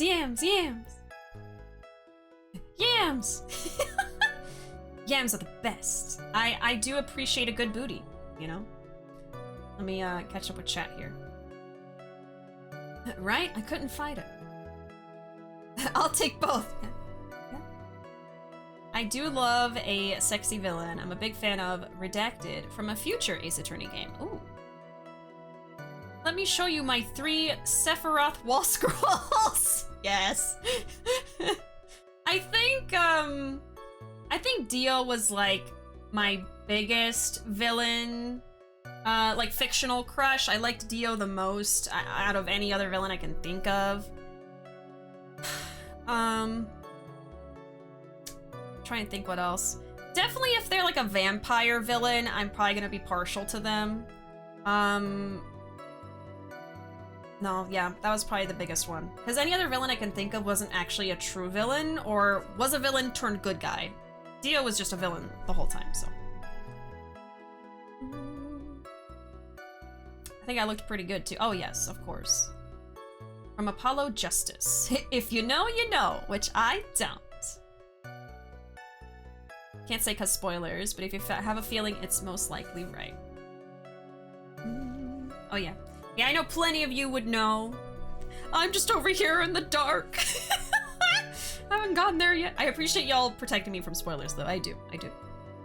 Okay, this time I was in that hallway because I had to go to the bathroom. Okay, so he went into the hallway twice. I gotta update my timeline. Spoilers are the worst. Oh, absolutely. Yeah, there were a few things in the Yakuza series that I got spoiled for. One was Kiwami 2, which was like a big twist in the story, so I was pretty upset about that. And then the other spoiler... And what sucked about the second one was that I got to that part of the game the next day that I streamed it, but the day before I found like the identity of a character, which I guess I could have guessed anyway, but I really didn't know it was him. I'm being vague on purpose because I don't want to spoiler people. But yeah. I think those were the only 2 times. I've always been really careful to not get spoiled for the games I play on stream if they're first time playthroughs, which most of my playthroughs are. But it happens sometimes. Things just kind of slip through the cracks and, you know, being on social media in general, you know, I try to mute stuff, but I don't want to mute Yakuza ever, even if I'm playing a new Yakuza game. I just mute like the newest one to avoid spoilers, like Lost Judgment. I had to mute a bunch of people I follow, unfortunately, that were big on Yakuza. I still haven't been able to unmute them because I don't know if they're gonna like casually talk about the ending or anything. So yeah, I do precautions, and of course we don't allow spoilers in chat to help me out. But yeah, I always try to be careful because I really don't like getting spoiled for like plot or like a fun reveal that I wouldn't know unless someone told me, you know? Okay, anyway, let me get this jotted down. So after the Grand Prix, he goes to the hallway and sees Matt, and then there's a second time that he goes there because he has to go to the bathroom, but I don't know what time it's going to take place yet, so I am going to hold off for a second. Okay. This time I was in the hallway because I had to go to the bathroom. And that's when that bellboy I saw earlier came out of the room. Out of Engarde, or no, out of Juan's room? Of course, when I say room, I mean Juan's room. Now that I think about it, that bellboy did seem kinda out of place. Yeah, so he had to be the assassin, I'm sure of it. I mean... Okay, so after the murder is probably when he's talking about. So... Powers sees the killer, because that's his name, leave Juan's room. Interesting. Thank you very much. That is all we need for now. Huh? But I'm not done. There's still more. Let us first establish the bellboy was truly Mr. DeKiller. Then we shall see. So the bellboy came out of the victim's room. And if that bellboy really was the assassin, then I think the answer is fairly obvious. That would be correct, Your Honor. Well, Mr. Wright, I believe it's your turn to entertain and make us laugh. This is no laughing matter. Sorry, Mia. I'm sorry. Okay, cross-examination the second time. This time I was in the hallway because I had to go to the bathroom. And what time was it? Yeah, this would be helpful. Ah, well, I don't remember. The awards ceremony ended around 8 p.m., right? And I went to Matt's room pretty soon after, and then I came back. And then I went to the bathroom. So I guess maybe it was around 8:10 p.m. by that time? That's before the murder, isn't it? The murder happened at 8:15. That's odd.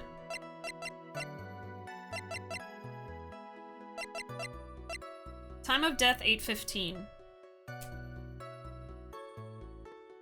Unless he left and came back? Okay, so 8:10. Powers sees the killer leave Juan's room, and I have to cross it out. I put it after the murder. Should have waited, I guess. Okay, interesting. You're not one for details, are you, Mr. Powers? Sorry. I thought I could maybe catch Matt and say my congrats. Okay, that's when that bellboy I saw earlier came out of the room. Are you sure it was the same bellboy? Yeah. And how could you tell? All the bellboys wear the same uniform after all. But, you see, well, he had those stitches in his face. So I'm sure it's the same guy that was talking with Matt. So which room did the bellboy come out of? Of course, when I say room, I mean Juan's. The victim's room, huh? Yeah, the one with all the really pretty flowers and teddy bears. It was Juan's room, all right. Words cannot describe how screwed I am.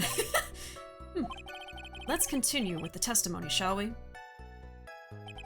Now that I think about it, the bellboy did seem kind of out of place. So what exactly was so out of place about him? Right. Why the insipid grin?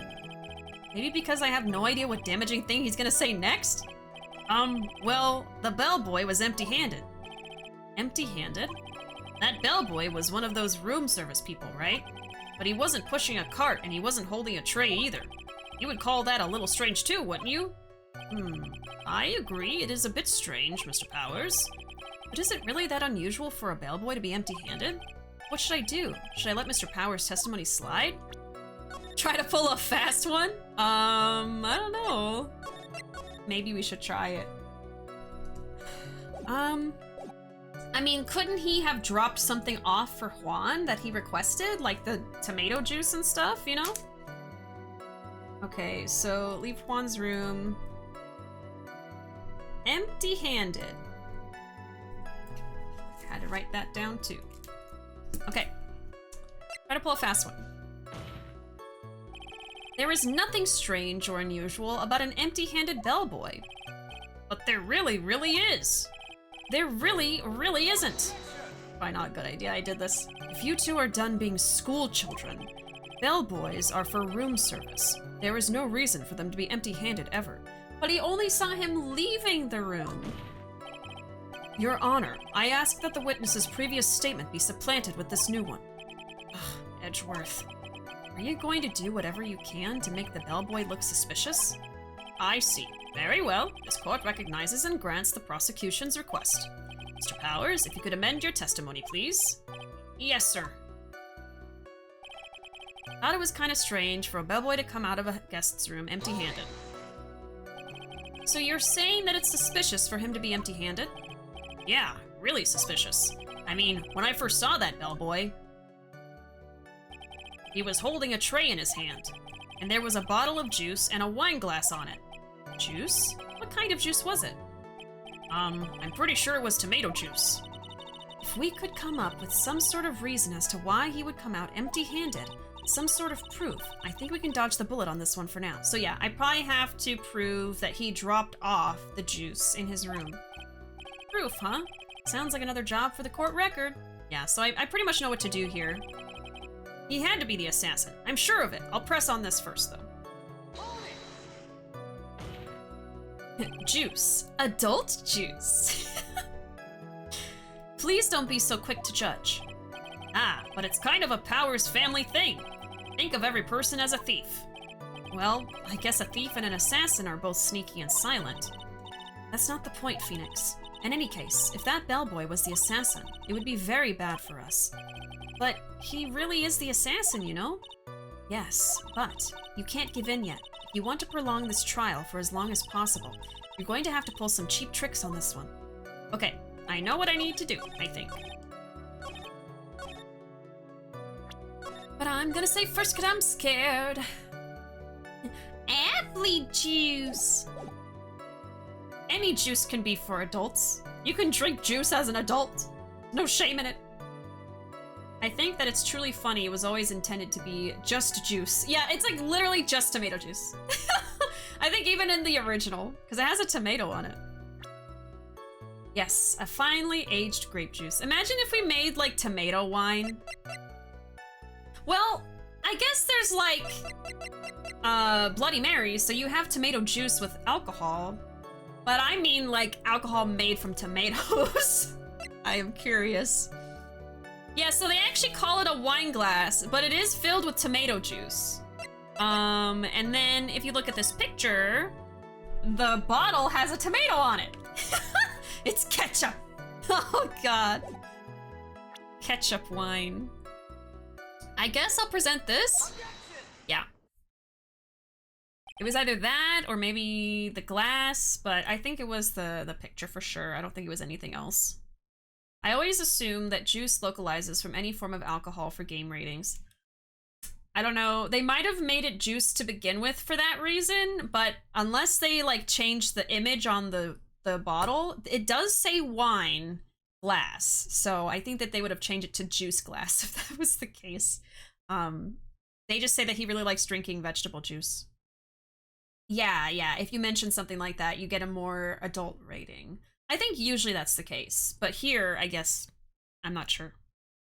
Mr. Powers. Yes? You're easily influenced by other people's words, aren't you? As soon as you heard that the bellboy might have been the killer, you got caught up in believing it must be true. But isn't he really suspicious? He's got all those stitches and hey, man, you can't judge someone by their stitches, okay? You can't judge a book by its cover.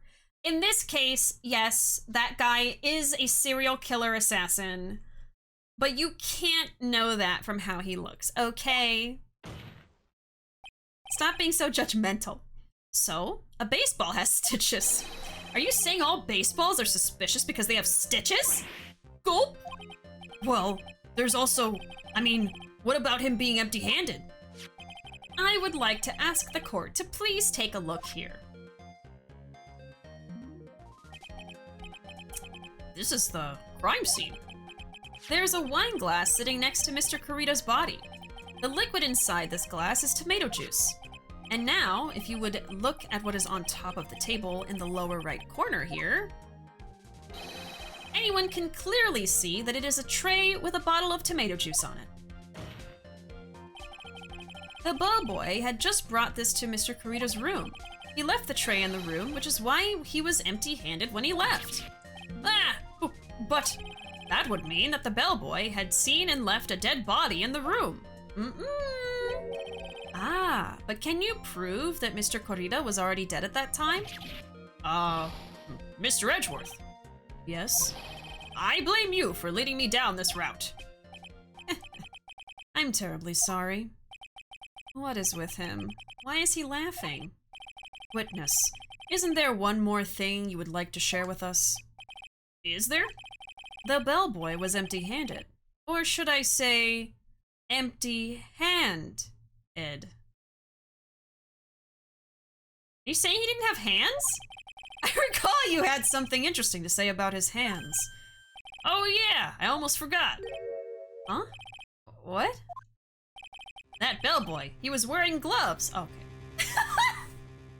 You said empty-handed, so I was like, no hands?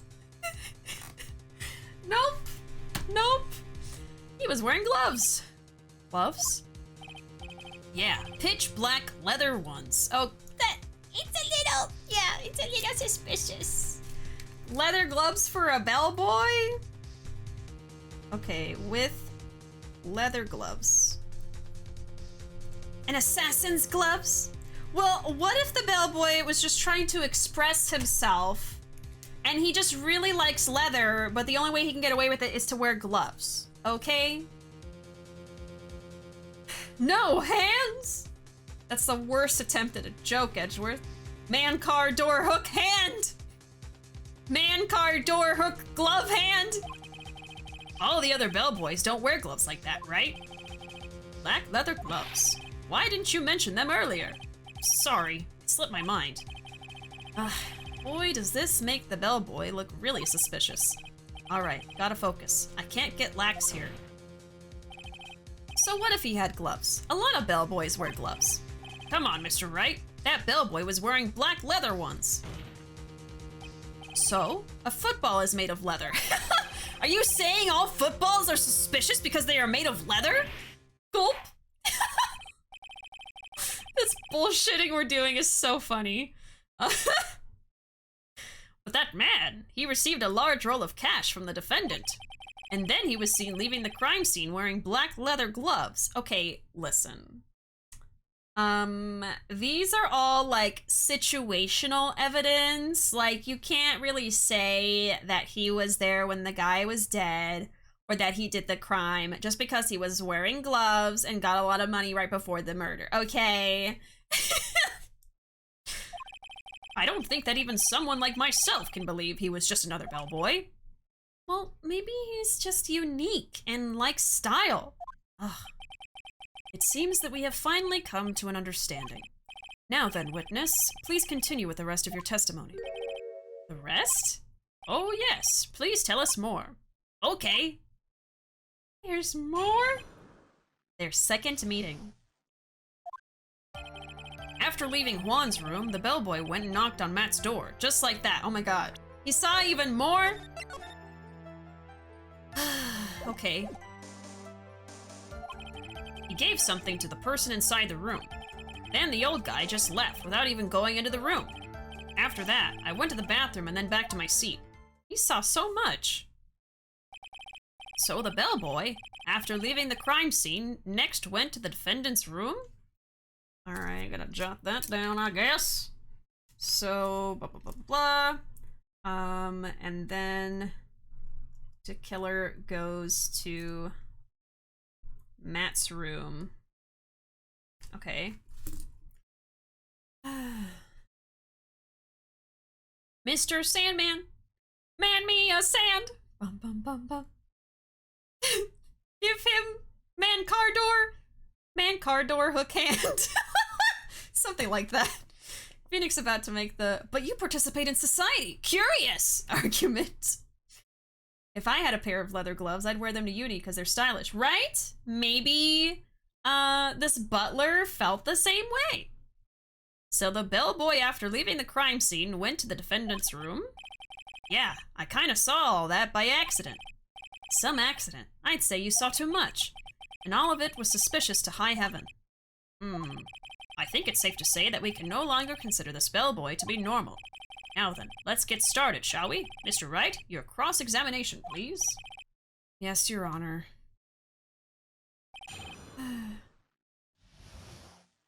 Second meeting, cross-examination. After leaving Juan's room, the bellboy went and knocked on Matt's door, just like that. Is that what you saw while you were busy spying? Excuse me? I may be a poor, underpaid action star, but even I wouldn't stoop to spying. Well, I think the point is, where did you watch all this from, Mr. Powers? Oh, from the door of the bathroom with my left eye and a sort of sneaky spy-like... I knew he was spying. Please, does it really matter if he was doing it over or underhandedly? What did the bellboy do next? That's all I care to know. He gave something to the person inside the room. I said, hold it. Okay. That's better. Buying time. What kind of statement is that? Please elaborate and give us a few more details. Oh, okay.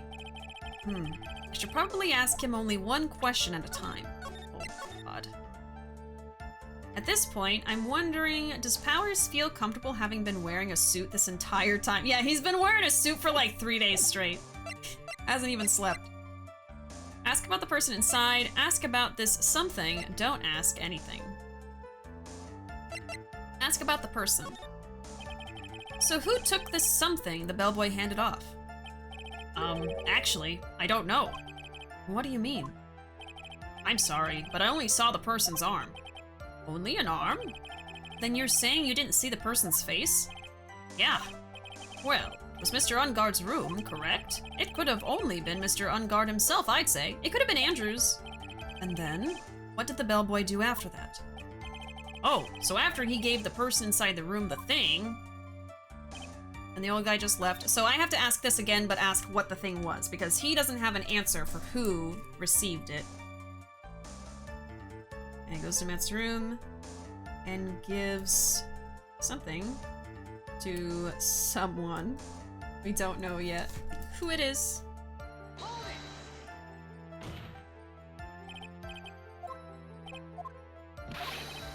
Hey, ba ba ba ba ba ba ba. Okay, ask about this something. He gave something to this person? Yeah. And what was this something? Ha ha! If I remembered what it was, I wouldn't be calling it a something, would I? So you don't know what it was or who got it. But this implies that something was removed from the scene of the crime. Are you sure you really can't remember, Mr. Powers? I think it was something kinda small. Kinda small. Okay. Something small to someone. I would like to summarize the testimony up to this point, if you don't mind. When the bellboy left the crime scene, he immediately went to the defendant's room. There, he handed a small item of some sort to the person inside. As for the person who received the item, all you could see was the person's arm. Okay, I didn't write down the arm. We saw their arm. Okay. Yes, yes. It was just like that. Mr. Edgeworth, is all this really that important? Of course, Your Honor. I think this is of the utmost importance. This is when whatever was removed from the crime scene was handed over to the client. Mr. Powers, please, try to remember what it was the bellboy handed off. Well, let's see. I think it was... Oh... You remember, please add it to your testimony. Yes, sir. He hasn't remembered yet. Oh? If I saw it again, I could say for sure, but I think it was some sort of wooden statue. It was the wooden bear! It was the figurine. Okay. I think I still want to press on everything, though, just to get all the information I can.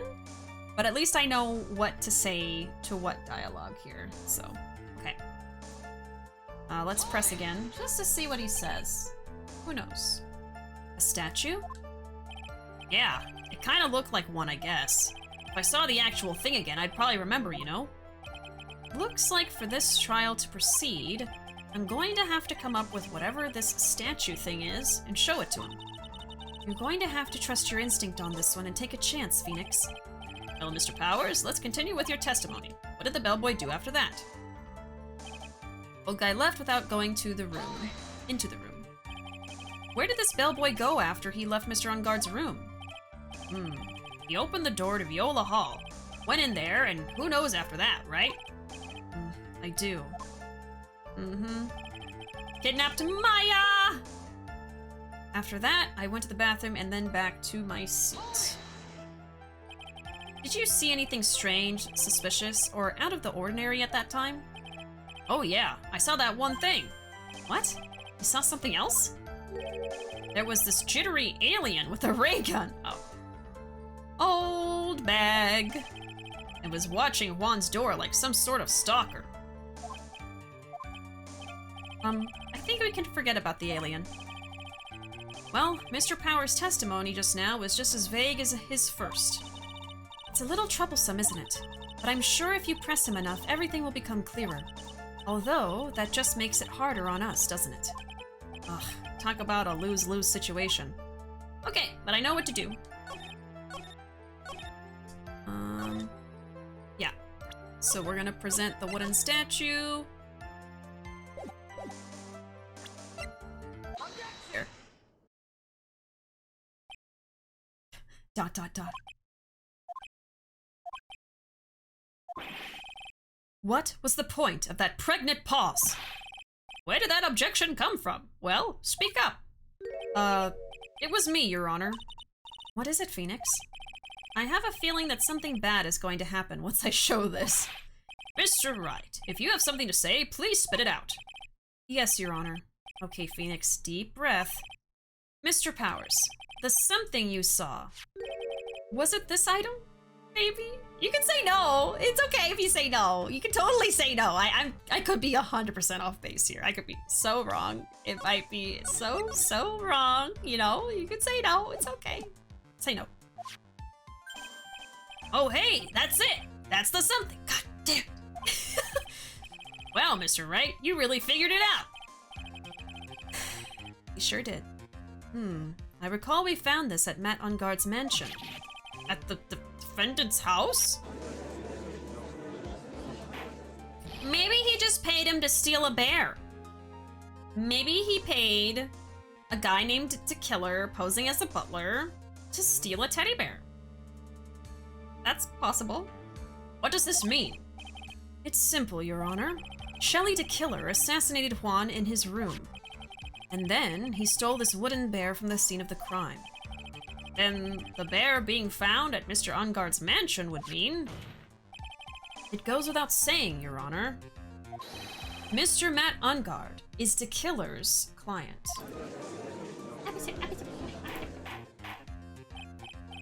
Order! Order! I said order! Mr. Wright, this is a most unfortunate turn of events for you. Yeah. No shit! Sorry, Mia. No, it's alright. Your judgment was sound. Actually, I figured the bear would come up. If not now, then it would have later on. Even if you hadn't shown it to the court, I'm sure your friend Edgeworth would have. Sorry, I can't talk. Ah, I almost forgot that he knew about it too. I think it is clear that there is no need for us to continue this trial. I can't let this happen. I have to do something. Jesus Christ. The pressure pulling down on me. There has to be something we've overlooked. Your Honor, a minute, please. Yes, Mr. Wright? There are still a few points left that we have not fully explored. What are you trying to pull? Oh, God. Oh, well, we can't have that.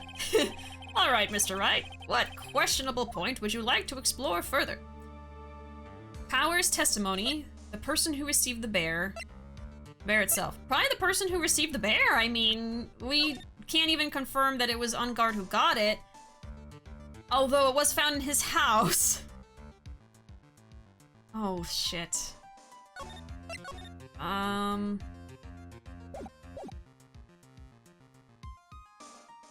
mean, someone could have gotten the bear and then gave it to Engarde and then he took it home. I don't know. I will take my case for justice. I'm gonna try the person. It's only one health bar anyway. There was one thing in Mr. Powers' testimony that was very unclear, and that is the identity of the person who received the bear. He gave something to the person inside the room. I'm sorry, but I only saw the person's arm. As long as we don't know who it was that took the bear, we can't be sure if...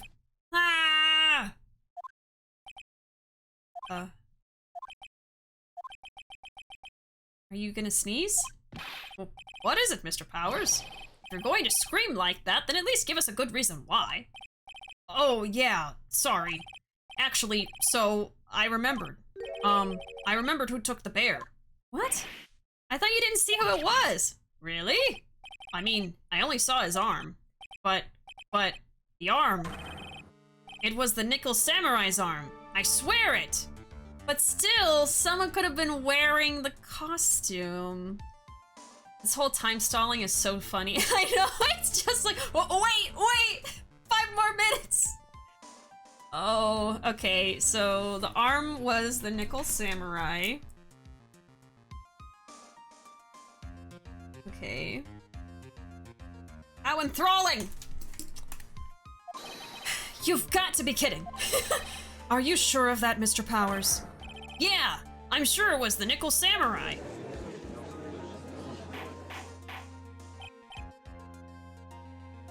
Where are the scars in this picture? There wasn't scars on DeKiller's face. I actually didn't look at his face. I don't think we have that picture anyway in the court record, unfortunately.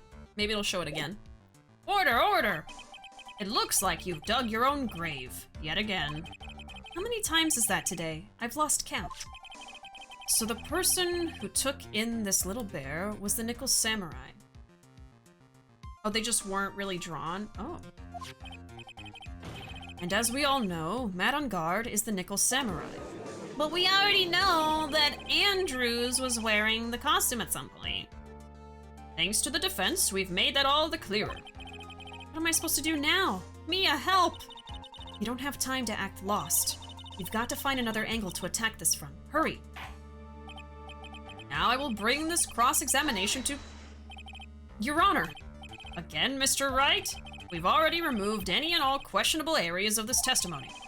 It's about time you were removed from this court, Mr. Wright. Edgeworth, come on! I have to find something. Even one more little point will do. What was the color of his underwear? Something! Something! There are still questions left unanswered, like, why are we here? Why do we exist? What is life about? What's its purpose? What are you trying to pull? Oh, well, we can't have that. So it must be something else. Powers' testimony or the bear itself. Bear itself?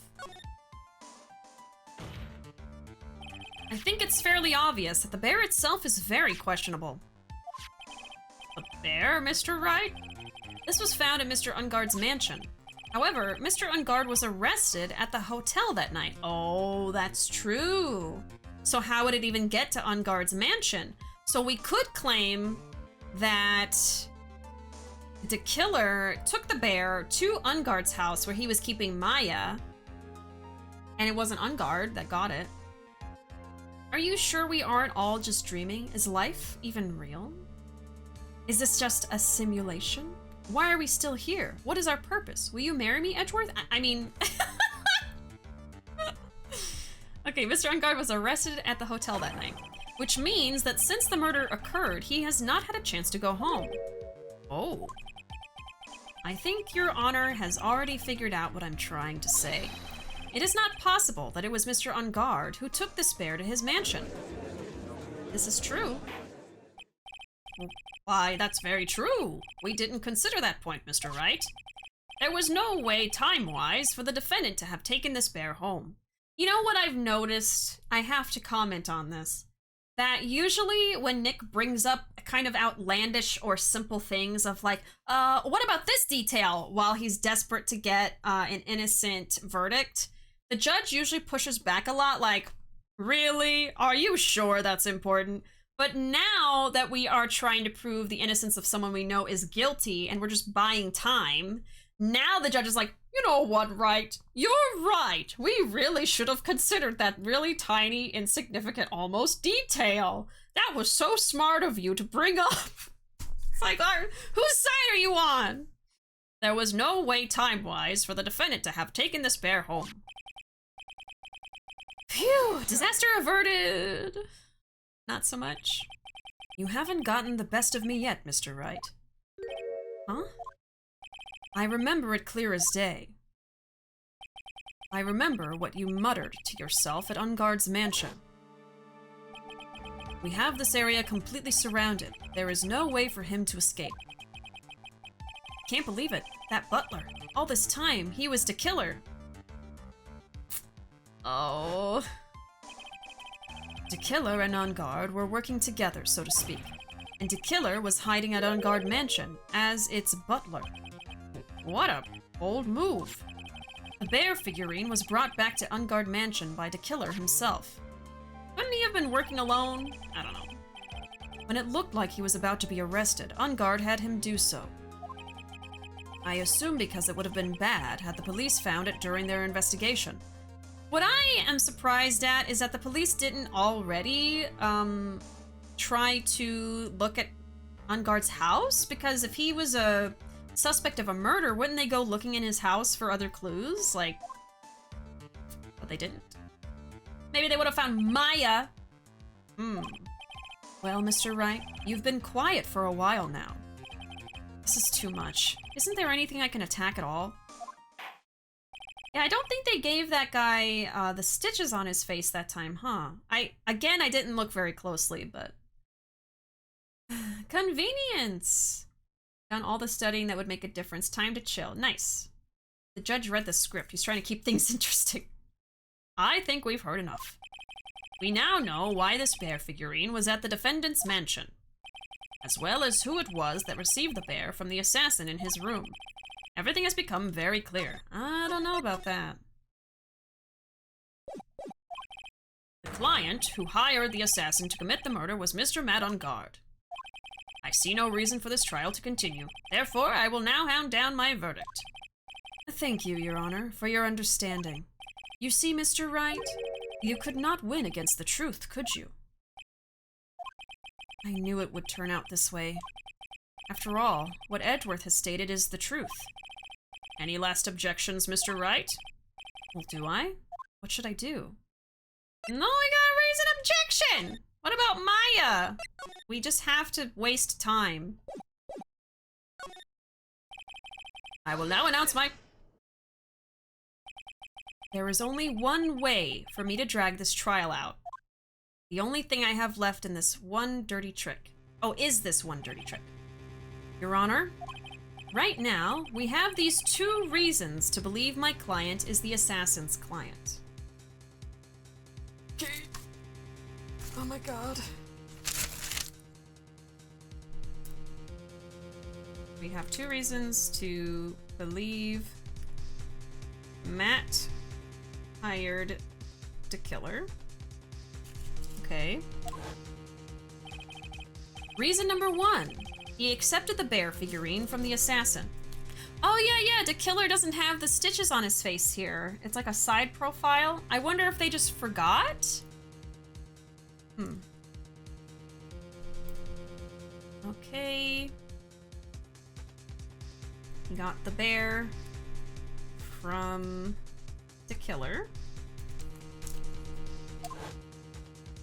Reason number 2. That very same figurine was found at Engarde Mansion. Bear found at mansion. Okay. However, it's possible this is all the work of a certain other person. Andrews. But I'm gonna write down notes anyway. What are you saying? What I am saying is, it's possible a different person is the killer's real client. The real client? Yes. Tisk tisk. Is this all you have? Yes. Now then, Mr. Wright, let's hear your theory. Wait! Let's hear your theory. Who do you say is the killer's real client and therefore the real murderer? I'm gonna go back to Andrews. I have to, there's like nobody else. Adrian Andrews? Yes, we already know that she tried to frame Matt Engarde for the crime. By wearing a spare nickel samurai costume. Ah! Then the nickel samurai's arm that I saw. That could have very well been Miss Andrews. But what about Mr. Engarde? If you would please recall yesterday's testimony. The defendant was taking a nap during the break period. That's right.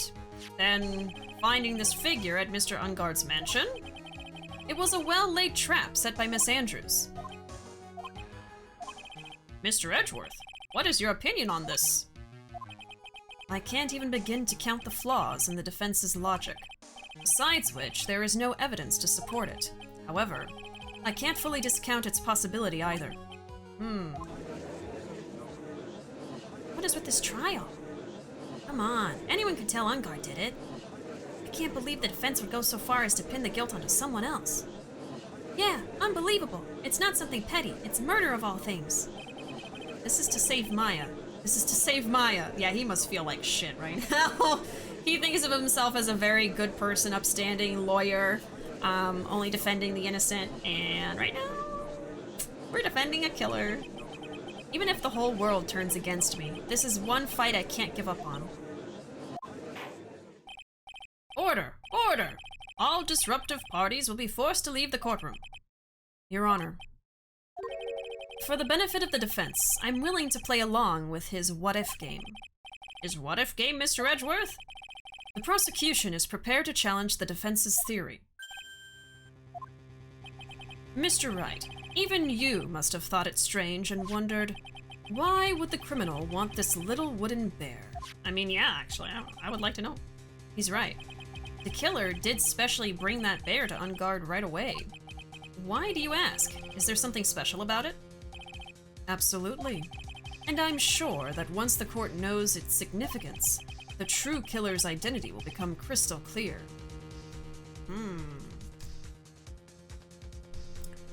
Okay. True killer will be known if... These are notes for my future self, honestly. If significance of bear is found out. Okay.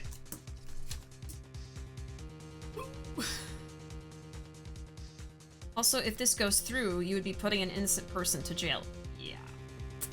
And we would knowingly do that. Your Honor, the prosecution calls upon a witness who will clear all doubts against Miss Andrews. And who would that be? It's quite simple, Your Honor. Miss Adrian Andrews herself. I knew this was coming. I see. Well then, the court will take a short 10-minute recess. Prosecution will prepare its witness in that time. Yes, Your Honor. What perfect timing! March 23rd, 11:54 a.m., District Court, Defendant Lobby number 3. And there's this guy again. You have to end your stream now, you little fool! This is gonna be the end of the stream, but there is Engarde in his evil Nishki state. But yeah, I was just waiting for a good stopping point since we're a bit over time stream today. And I know that we might be finishing this next time anyway. We are getting closer to the end of this case. This is the last trial day. I don't know how long it's gonna take us to finish it next time. I won't go more than like 6 hours though. So we'll see. I don't know if y'all think we have 6 or more hours left. In y'all's opinion that have played this before, you think there's that much left, or would we probably finish it in like less than 6 hours, you think? That will determine whether or not we finish it next time, basically. Sorry about my chair. Can't believe you're leaving off with this smug-ass face. Well, you know, I don't want to get into something and then just forget about it. I have all these notes of, like, what we've been going over, but this is a perfect stopping point because we're about to switch over to a new witness. I don't know what he's gonna say. I'd rather just see it next time, so it's fresh in my mind. But yeah, there's all my notes. You can definitely finish next week. I doubt it. Oh wait, Wolf, are you saying you doubt it that I can finish it, or that it'll take longer than 6 hours? I'm getting 2 very mixed messages here, depending on your answer. As long as there aren't too many interruptions, you could definitely finish next week. I feel like next week feels like it would be the better option. Oh, we're not gonna try to finish it today for sure, yeah. I just don't know if it's gonna be next time or the time after. Yeah, welcome in, Sly. Sorry, we're like about to end. I doubt it will take too long. Okay, then we'll be ending it here. Hopefully I made enough progress today to kind of make it a for sure thing that I'll finish next time. So we'll just, we'll have to see. But otherwise, I'll be back tomorrow with some more Kirby, and I hope I see y'all then. Have a great night, and I will see y'all next time. Bye-bye!